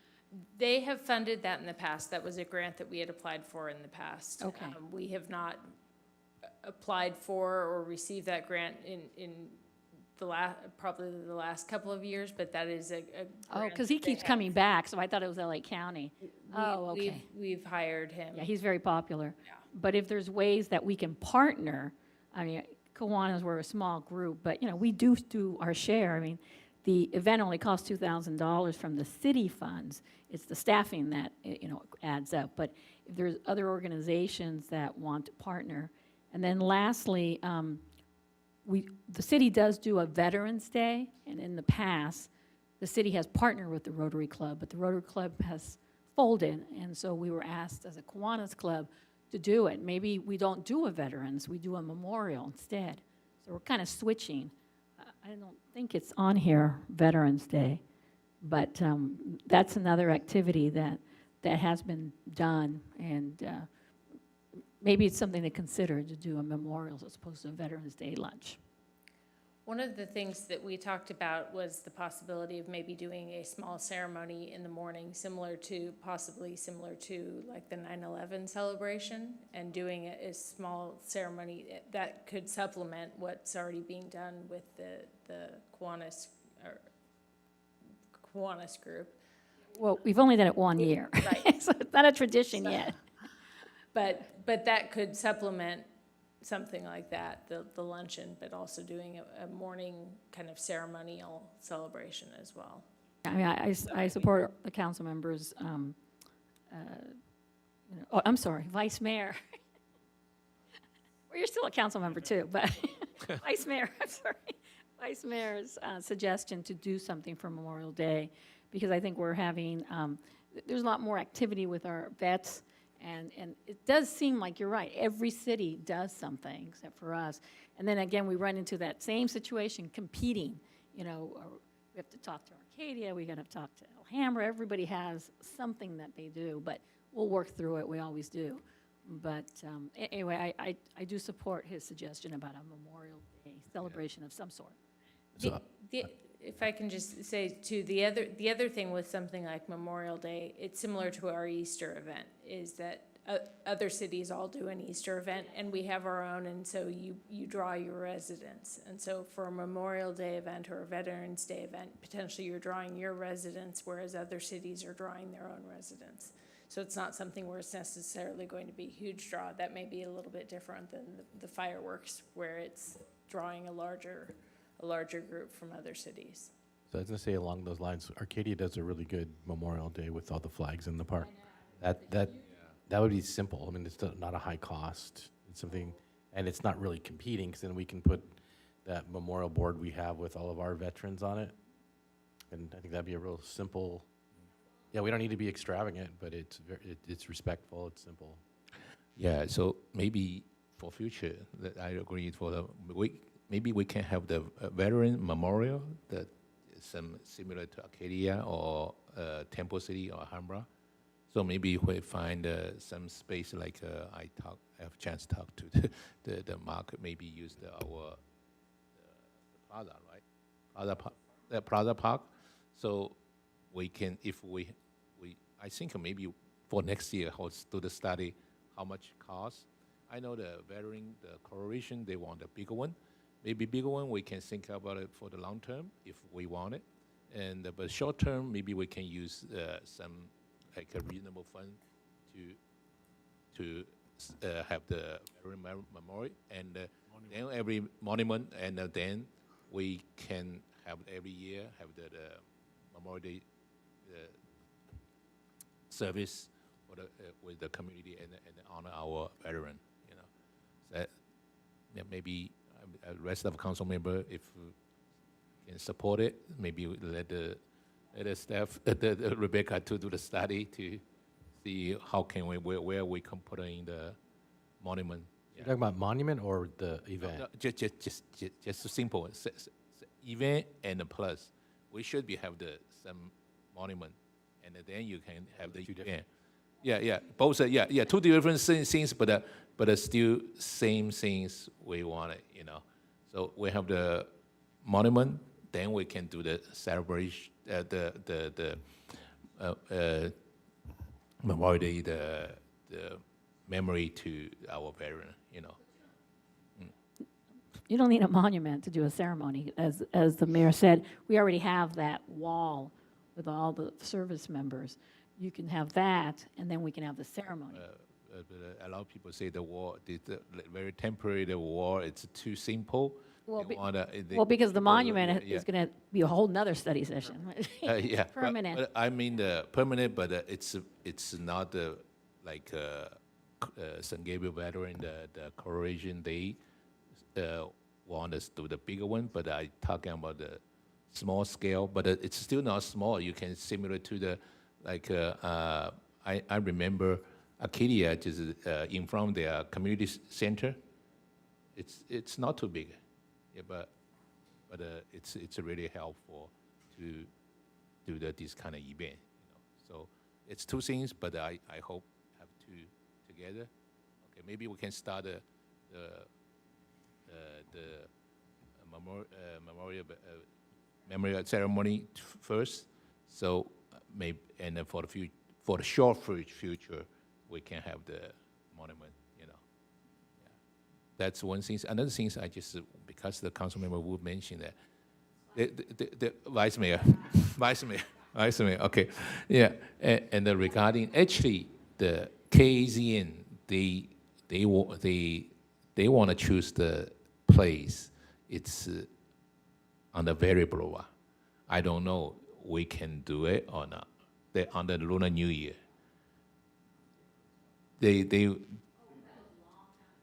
Yeah, that's a request. Okay, I just tell you the key things. If because the mission district they feel too small, not too many vendor they can support. So they want to close the whole Valley Boulevard, maybe from the New Avenue to the San Gabriel, you know. Yeah, So, I used to be, well, when I was on the school board, we used to do that parade, and you have to coordinate with other cities, it's not just us. That's why Yeah. Mission District is perfect, contained, we're in control. yeah. And so, So, and the so, traffic, yeah. I already give it to my opinion. So if my opinion also is love to in our mission district, you know. But just tell you the reason also. It's if they we agree to the on a variable one, maybe they still can continue to interest in that. But otherwise, you know, we can find another one too.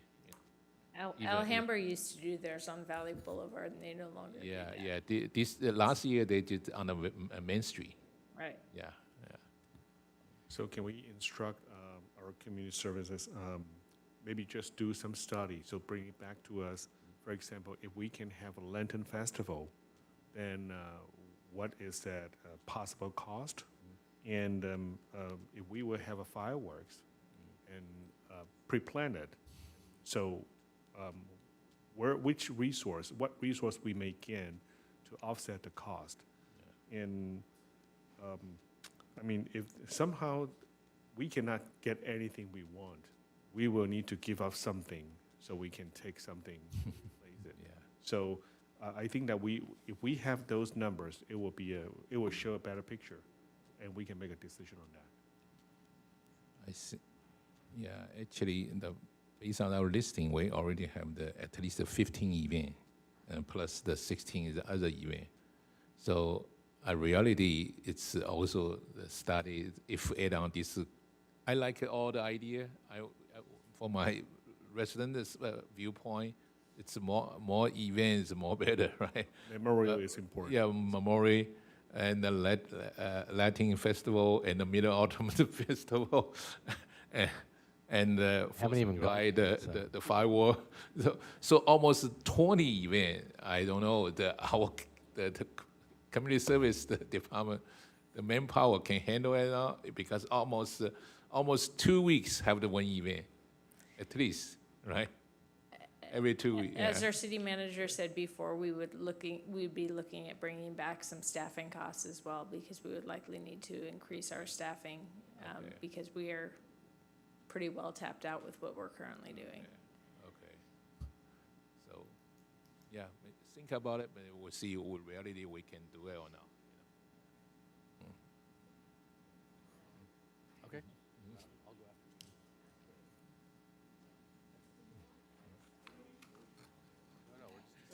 Just a discussion. We're taking notes. We need a motion Mark for Clark. firework. Just kidding. Okay, and then my last point, let's see. I would like, one of the comments was about having a social services department or something along those lines, specialist, and I really believe we are too small to have something like that. But I would like to know what more we can do, but I want to focus on mental health in particular. You know, I also belong on the board of directors for 211, and I see how complex it is when you have so many social services, and when you try to do it all, unless you have staffing, you can't. It's not going to happen. And I think our police department has a great model with the MET team, how they're able to use that as, I guess that's the closest we have to a social services department, and really handle the mental health component. But these are for people who are not obeying the law. But there's a whole nother population, a much bigger population that does follow the law, and they just need help. And I don't know what that looks like, but I do know that we have a lot of resources, starting with our police. I know they're present at the school district. That's a great resource. I know the school district has always raved about how wonderful it is to have you there, and unfortunately, the need continues to grow there with our students. I know we have Chinatown Services They've been great partners too. We got Harold Christian. But what more can we do for our residents? Monterey Park, I know at the library, they have mental health sessions or counselors there. So if people don't feel comfortable going to the school district or going to some of these services that I mentioned, you know, they go to the library where there's a little bit more, they're a little bit more anonymous. You know, I would look at this more of as a research or an outreach specialist of some sort. I don't know what it looks like, but I know that there's a need, and just telling people go to 211 or, you know, go to the website, figure it out, is just not enough. And I'd like to dedicate some monies to really looking at this. I would ask that maybe we take it to our Community Services Commission, to our HERE Commission for suggestions.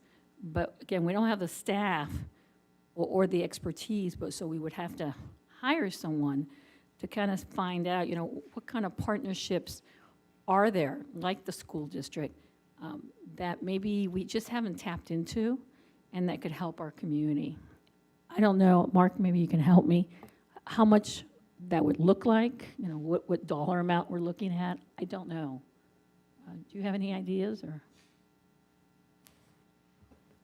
Off the top of my head, I don't. I think this is the perfect thing that we get direction on, and we can bring it back to the full council when we look at adopting a budget.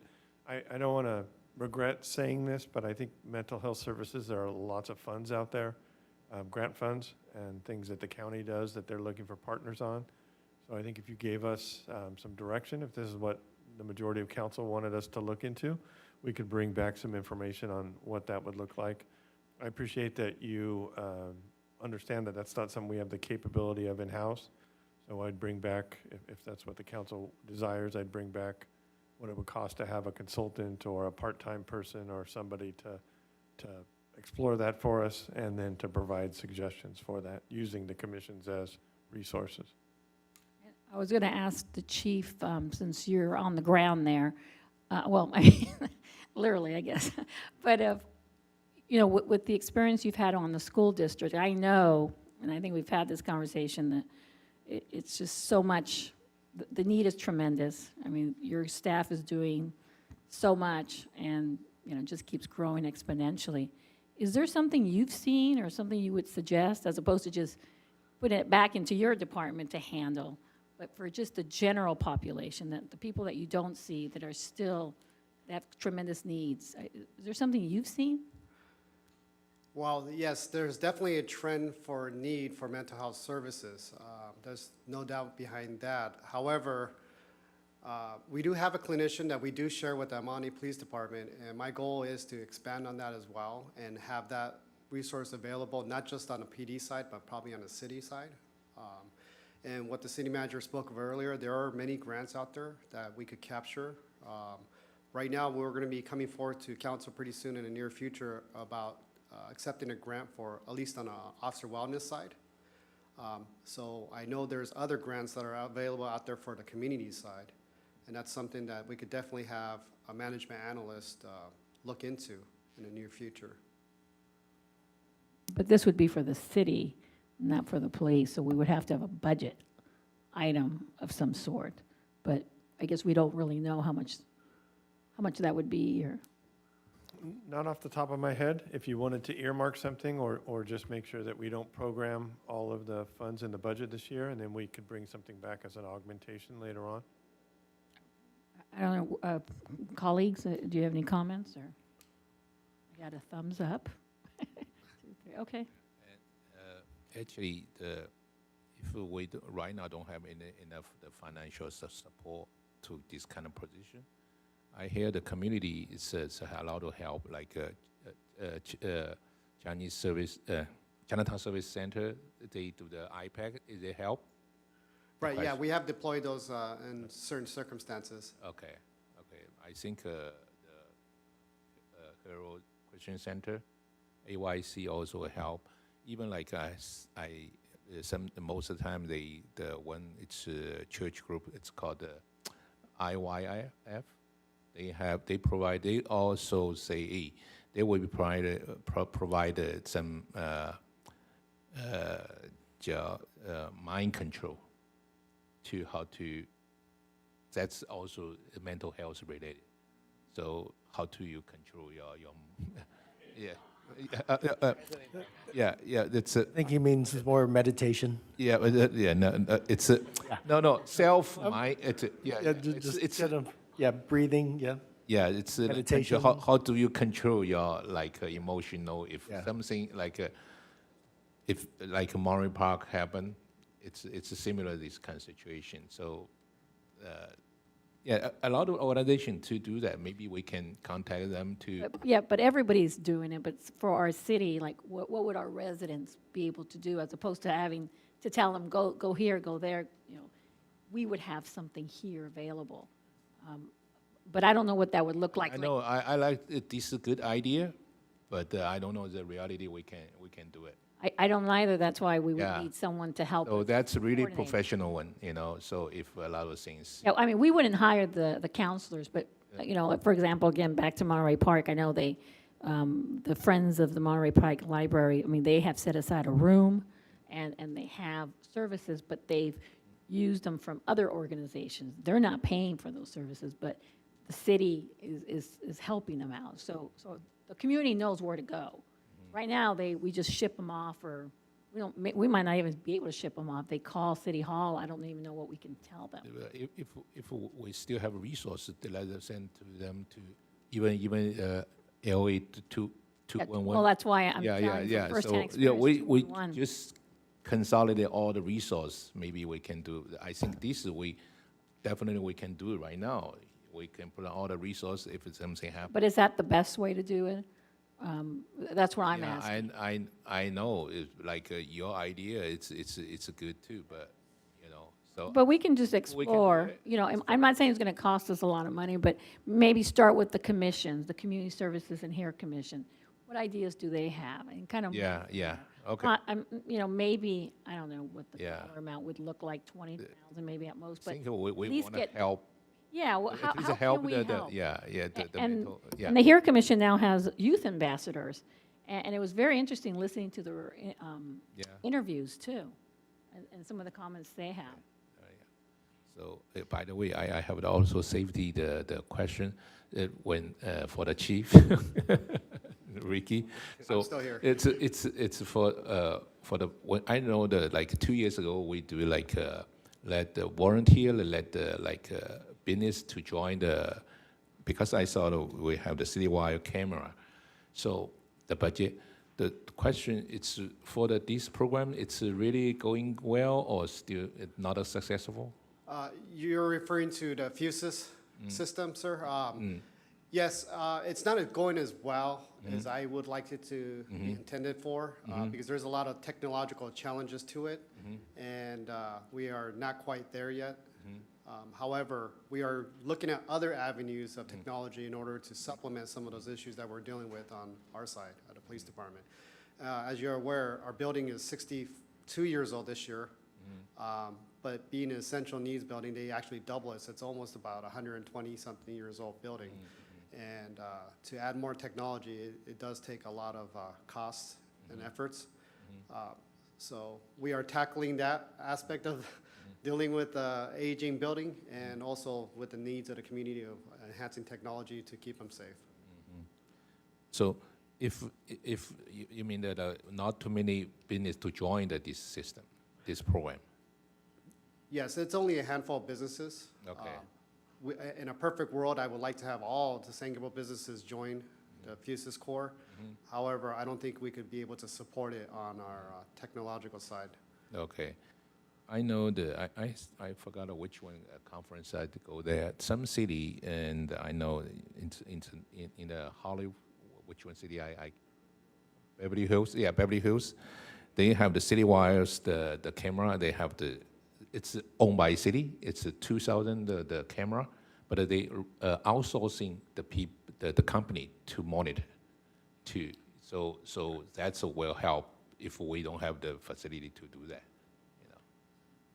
So I don't know. So maybe we can also have some study for the police department and maybe to help how much budget? Absolutely. You're speaking of like a real-time crime center. Yeah. And I Yeah. think the way to approach that is not to just silo San Gabriel PD having their own real-time crime center, but maybe having a regional real-time crime center with their neighboring cities Okay. and sharing those costs. That might be a possibility, but definitely something that we could look into the future for. Yeah, but I think Bellevue Hills, they did it, it's a good result. They are, But it was very costly. that's true. So that's what we want to do the study to see we can affordable now. Because if you want like a private, the business to join, probably people scare, so not really want to participate. So maybe our city have, so probably, the question, so if city install this camera, it's have to common area, or we can talk to the business owner or property owner, we can install that too? The That's camera, more like I believe that would be an IT question, but I would assume due to A privacy legal rights. question, I just actually, Yeah, due to privacy rights, it's probably going to be somewhere where it's a common area and public space, where the general public Okay. don't have any privacy rights, and they can be recorded at all times. okay, all right. Thank you, Chief. You're welcome, sir.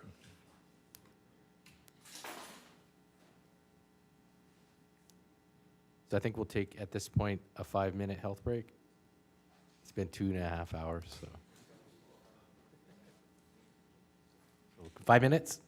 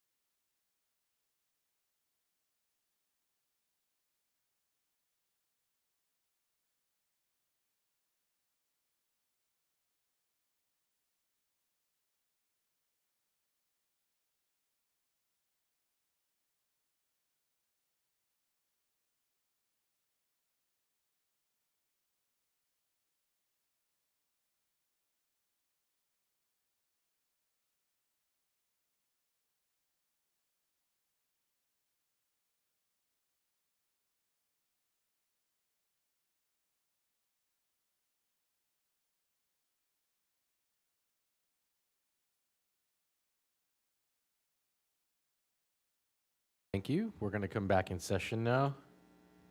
So anybody else have any? You finished up? Vice Mayor Wu? Thank you, Mayor. Well, I have a questions regarding the IT. So far, I don't really see, well, I have to say, even our PIO is not here today. She's doing a great job on the city beats, the social media, Facebook, Instagram, and even WeChat. So that is really great things. But I know that we are in the process of renovating our website and trying to improve it. I know that costs some money too. And also we are looking for like a more user-friendly apps.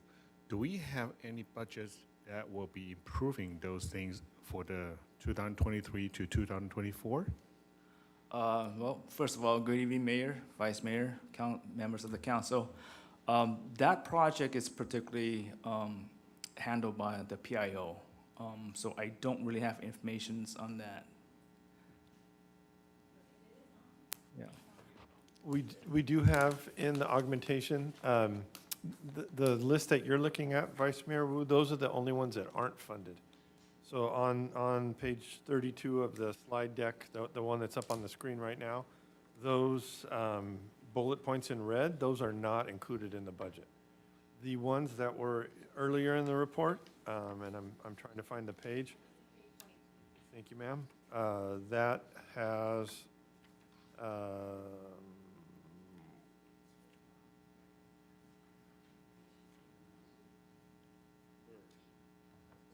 Server? did it just, I know we programmed it, did that just not show up on the No. summary, Will? It's on, Oh, there it is. There you go. So it's up on the website now, I'm sorry, on the presentation now. It's the column on the left, second from the bottom. So we do have money for the website redesign and branding, but I don't know that we have money budgeted for an app. no. We would come back, if that's the direction of council, with an estimate for that. Yeah, we are looking for some user-friendly app that allows our resident to download. They would get the news right away.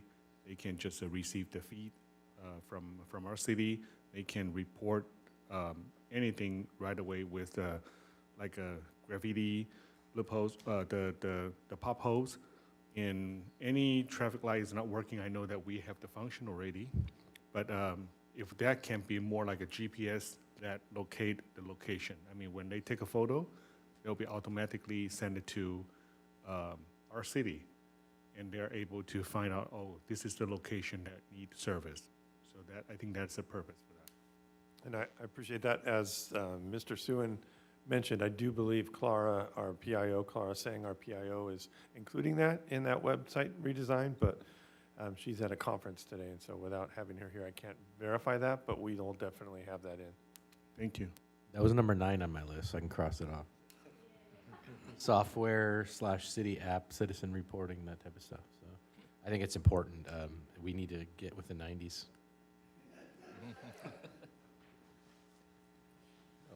The question is for the RightSG, the app looks like I always have get the error. So RightSG, it's who write this app.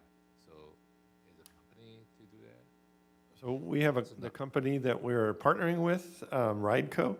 They are the ones that do that app, but it's not open to the public yet. It'll be open later on this month by the last week of May. That will be rolled out for a soft opening. And then in early June, it'll be open to the public, and that's when that app will. Not our IT department. That's right. It's fine. Is it outside vendor? Okay. Anything else, Vice Mayor? Thank you. So I have a couple here. Luckily, I've been able to cross them off. I'm going to start, and I should have done this under the events, but I have a couple events as well. I'm going to go back to the F word, the farmer's market. It's not a 4-letter word, but I think sometimes people think it is. I really think I'd like to get another update because it's been a while since that has gone. I've talked to Mark about that. I think that's it used to be like number 5 or 6 down the list of things that people would talk to council members about. But since we've taken care of a lot of the other things, like paving and some of the bigger things, that farmer's market's moving up the list. And I know that's a big undertaking, because we tried it once, and it started out well, and for some reason it fizzled out. I don't know if it was the vendor or what it was, but I'd really like to bring that back, at least a study. Yeah, would that be under community services, or would that be under development? Yes. I don't think we have to silo it. I think it could be. Doesn't matter, get it done. Doesn't matter which department. Well, I think someone's got to take the lead, but it's going to involve both. Okay, so it does involve both. 'Cause I'm thinking just It's farmer businesses. plus crafts, food trucks, like the whole thing. And maybe, I don't want to go too big, but, just like start small like we did and expand it out. We don't have to go gigantic, but once you establish the date, you can kind of gauge the crowds. And that's, like everything, we're competing with other cities, so we need to know which best day. I think we did it Thursday last time, and it seemed to do well. Yeah, because I was just going to mention, I'm going to go back to my theme, which is if there's a way we can add on. I was thinking like the kids' concerts, or maybe do an add-on, test the waters, and then continue on after that. Just an idea. Yeah, so that was going to be kind of my next item is really the Surfs Up and then the summer kickoff. I think we should, we have the opportunity to make that a little bit of a bigger event with more, like we had I forget who held it, but when we had that market in the Nixa Blossom Market for that one day, we had the nice little market, like the flea market type thing. So something like that, where we could have someone else to handle that, and then bring it right into like kickoff of the Surfs Up, and then make it, like I said, nothing gigantic, not a huge undertaking, but that's something we can do more than once, not just a one-time thing, because it's really successful. I'm so glad you mentioned that, because Aldo, I just had a conversation to him about this, that we as a city, Aldo, maybe you can explain it better than I can, but we've had a lot of requests to do these one-day pop-ups, but we can't do them because we don't have the structure in place, and so people have to, for one day of maybe 4 hours, they have to pay a business license for the year. And so there needs to be a better way, because pop-ups are so popular, and if we want to do something like at a farmer's market or some of our concerts, this is the way to do it. Yeah, and the tool that we use for the events, like these special events that we have that are listed, we use a temporary use permit process, which fits. But with respect to pop-ups, because they're taking over either a brick and mortar location or stall, just like in Blossom Market, is the uses are fine. From a zoning and planning perspective, they're used by right. But I think where we're running into a lot of the concerns is having to pay a fee or a tax for the business license. And so that's where we get a lot of these pop-up businesses sort of run away, because they see that the fee is sort of high. And so Will and I are going to be discussing very soon how to sort of work that program out so that we have a sort of a fee that we can all live with, that we can charge these sort of one-day event or one-day pop-up events. And so the discussion is going to take place, and we hope that we can find a solution to move forward. Especially for the summer, because I think that's where it's going to be very popular. Right. I think it would be a simple ordinance change. We could have a one-day business license that's very low, instead of having to buy a yearly business license. So if someone's only coming to our town one time for one day, it's like a $10, $15 fee instead of the full-blown business fee. And then it's a fee we can justify. Correct. That's the approach we want to take. I think the first step is for us to talk to our city attorney's office to see what we can do with our existing code. Mm-hmm. If our code does not have a mechanism to move forward, then we can look at a code amendment. Yeah, I think it'd be simple. And so this is kind of just a general theme. I think we have the opportunity, like Councilmember Menchaca said, former mayor, former vice mayor, if we're going with titles. We have the opportunity to kind of enhance some of these events rather than just like come with all brand new ideas. I think those are some ways, if we start finding partners that can do some of those type of things, where it's not necessarily the city, it's people that do events for a living, and we bring them in and say, hey, here's what we can offer. We're already drawing a pretty good sized crowd, and you can even add to the crowd. And 'cause I often see a lot of times at our events, like even yesterday, we had really good attendance. I think if we brought in people that were doing a little more marketing and a little more promotion, we'd have a lot more foot traffic to the artisans, and because you're going to bring that community in addition to what we're already drawing. So I think that's a really good opportunity. So I don't know if it's possible this year, but I think Surf's Up could be a nice kickoff for the summer, and that could dovetail right into some of that, like adding crafts and other things, like a little bit enhanced event, because then we're kicking off the summer concerts, summer movies. The other thing, I think this was mentioned way in the very beginning from Chastity's comments regarding the birthday. I think it's, we used to do a really big birthday celebration, like a big one. And it was we closed down the Mission District. We had carnival rides, and I think it was successful. It's a big undertaking. I'm not saying to redo that, but I really think we should recognize the city's birthday in April. It could be a good way to engage, because if you look at our calendar, from Lunar New Year all the way through Cinco de Mayo, there's not a whole lot going on. There's a couple things, but it's kind of a slower time of year. So I think we have the opportunity just to at least celebrate our city's birthday. I think that's it as far as events. I only had a couple on events. This one is probably for Greg, and this is his specialty. He's been laying all of this extra conduit. I think I'd like to see a study for something along the lines of what Culver City did with their high-speed internet, their Culver Connect. I'm sure you're aware of that project they did. They provide they started out providing high-speed internet, a backbone for their businesses, and it was very successful because they were actually lower than any of the other service providers, a lower cost, and the city was actually making money on that. The next thing is now they're branching off into the residents, and they farmed that out to a private entity so that they can deploy it a lot faster. But since we have I'd really like to see some sort of movement on this other than just laying empty conduit. I'd like to see what could the city do. So if there's some sort of studies or I know you've been working on it, so maybe you could tell us what's possible or what you think. If you had a little more money, what could you do with it? All right, we do have more money.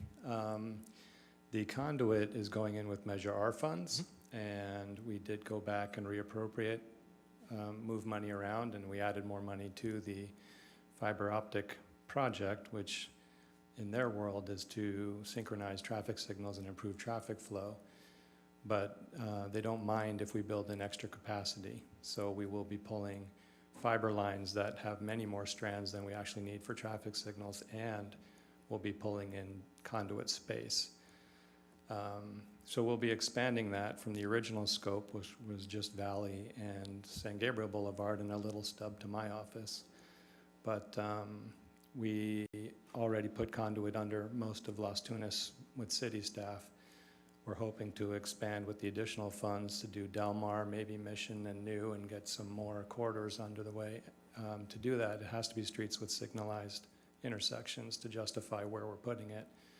But if we pass by police and fire and city hall and community services, we can stub lines out to them. We are looking to maybe put out an RFP for professional services as a consultant for telecom.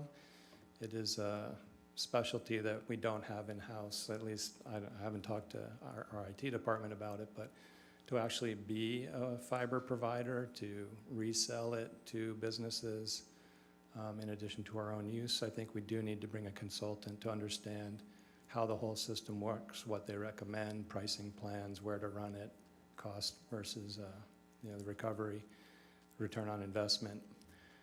By far the most expensive element is putting the infrastructure in, and that's what's going to start pretty soon. This next fiscal year, I think we'll have probably all the planned fiber with Measure R money in the ground.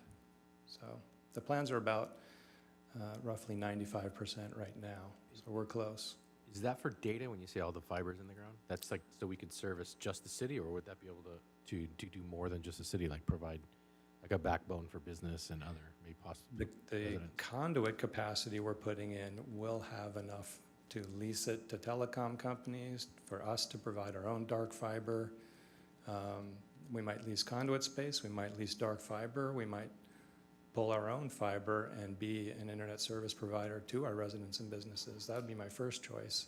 Yeah, that's what I was looking at, because with that, we had someone made public comment, I don't know, a couple meetings back, and they showed the chart of all the different costs of service in the area. And even though San Gabriel is one of the lower costs, I was surprised to find out how much people are paying in other cities.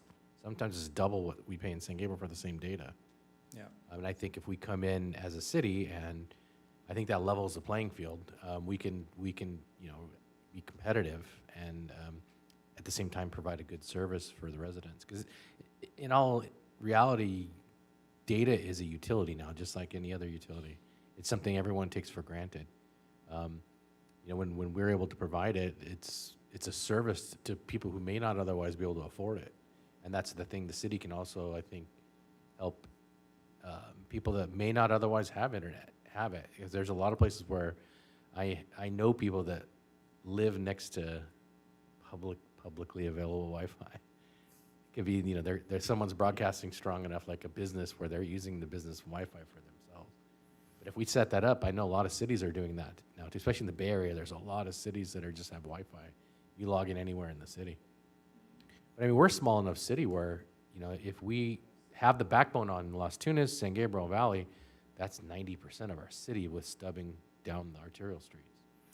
Yeah, I think it's very desirable. We can probably get some T1 customers in the commercial zones, and those leases are very expensive for data.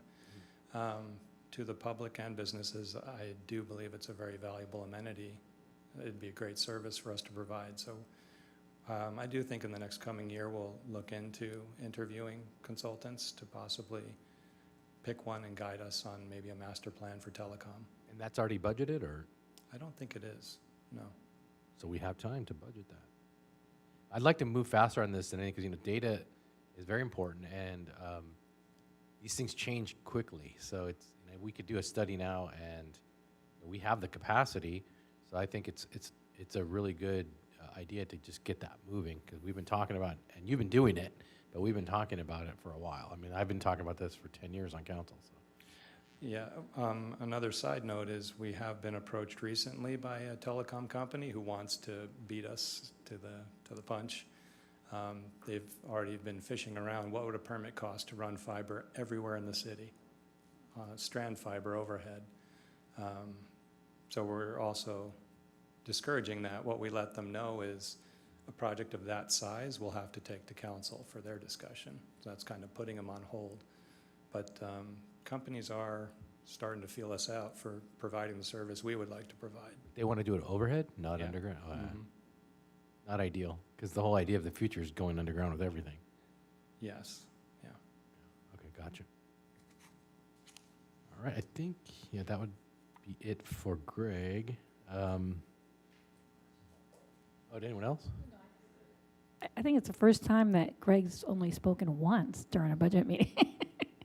Means you've done a great job the last 8 years that you've been here, whatever that number is. 4. Oh, 4, oh my God. It just seems like 8.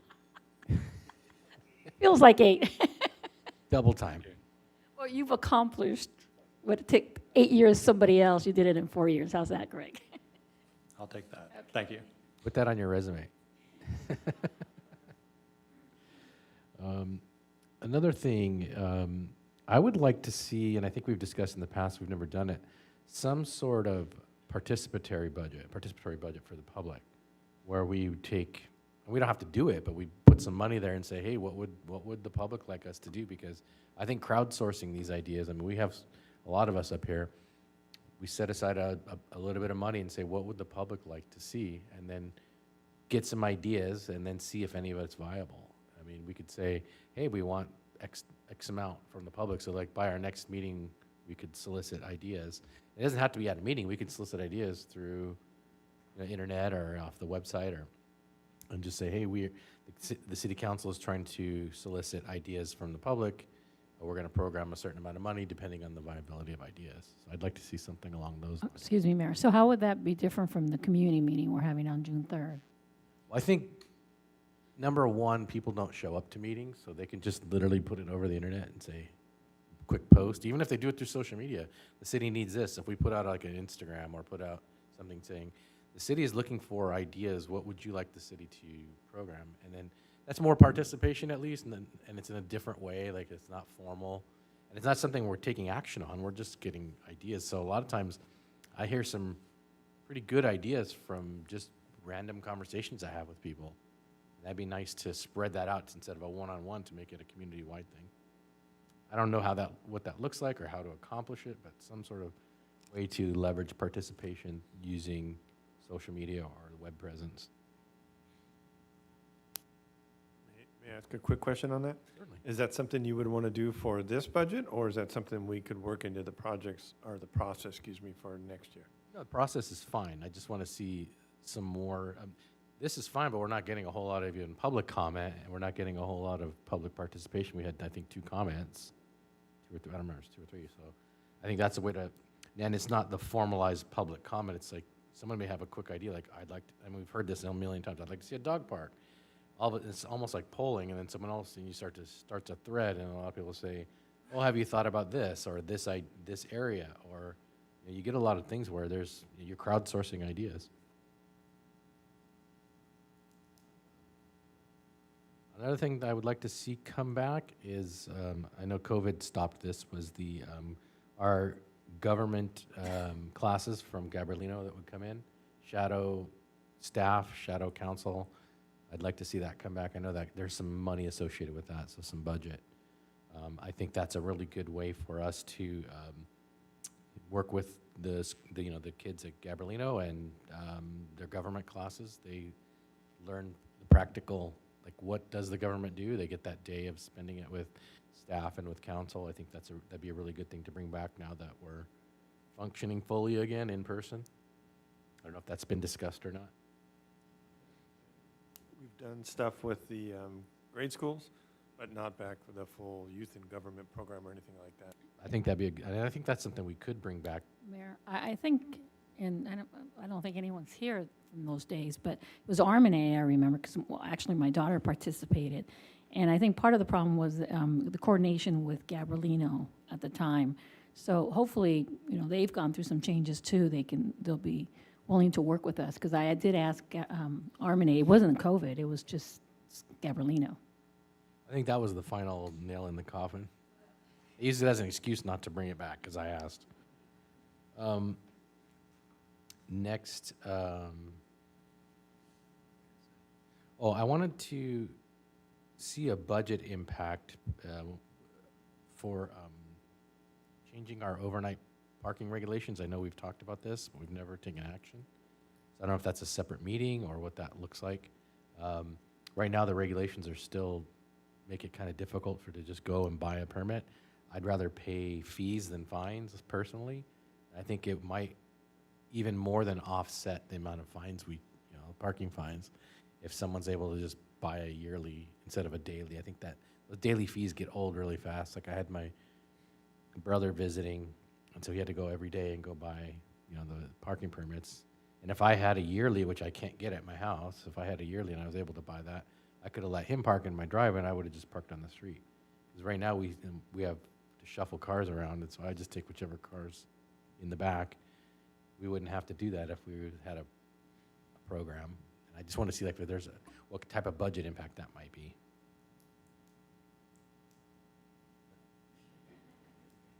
Not stepping into that one. Just going to say, we'll bring that back as a separate, full-blown discussion if the council doesn't mind, because that's, as you said, more than just a budget impact. We can back into a budget if we needed to, but I think more importantly, I want to know what the regulations that the council wants to enforce rather than the budget side of it. Got it.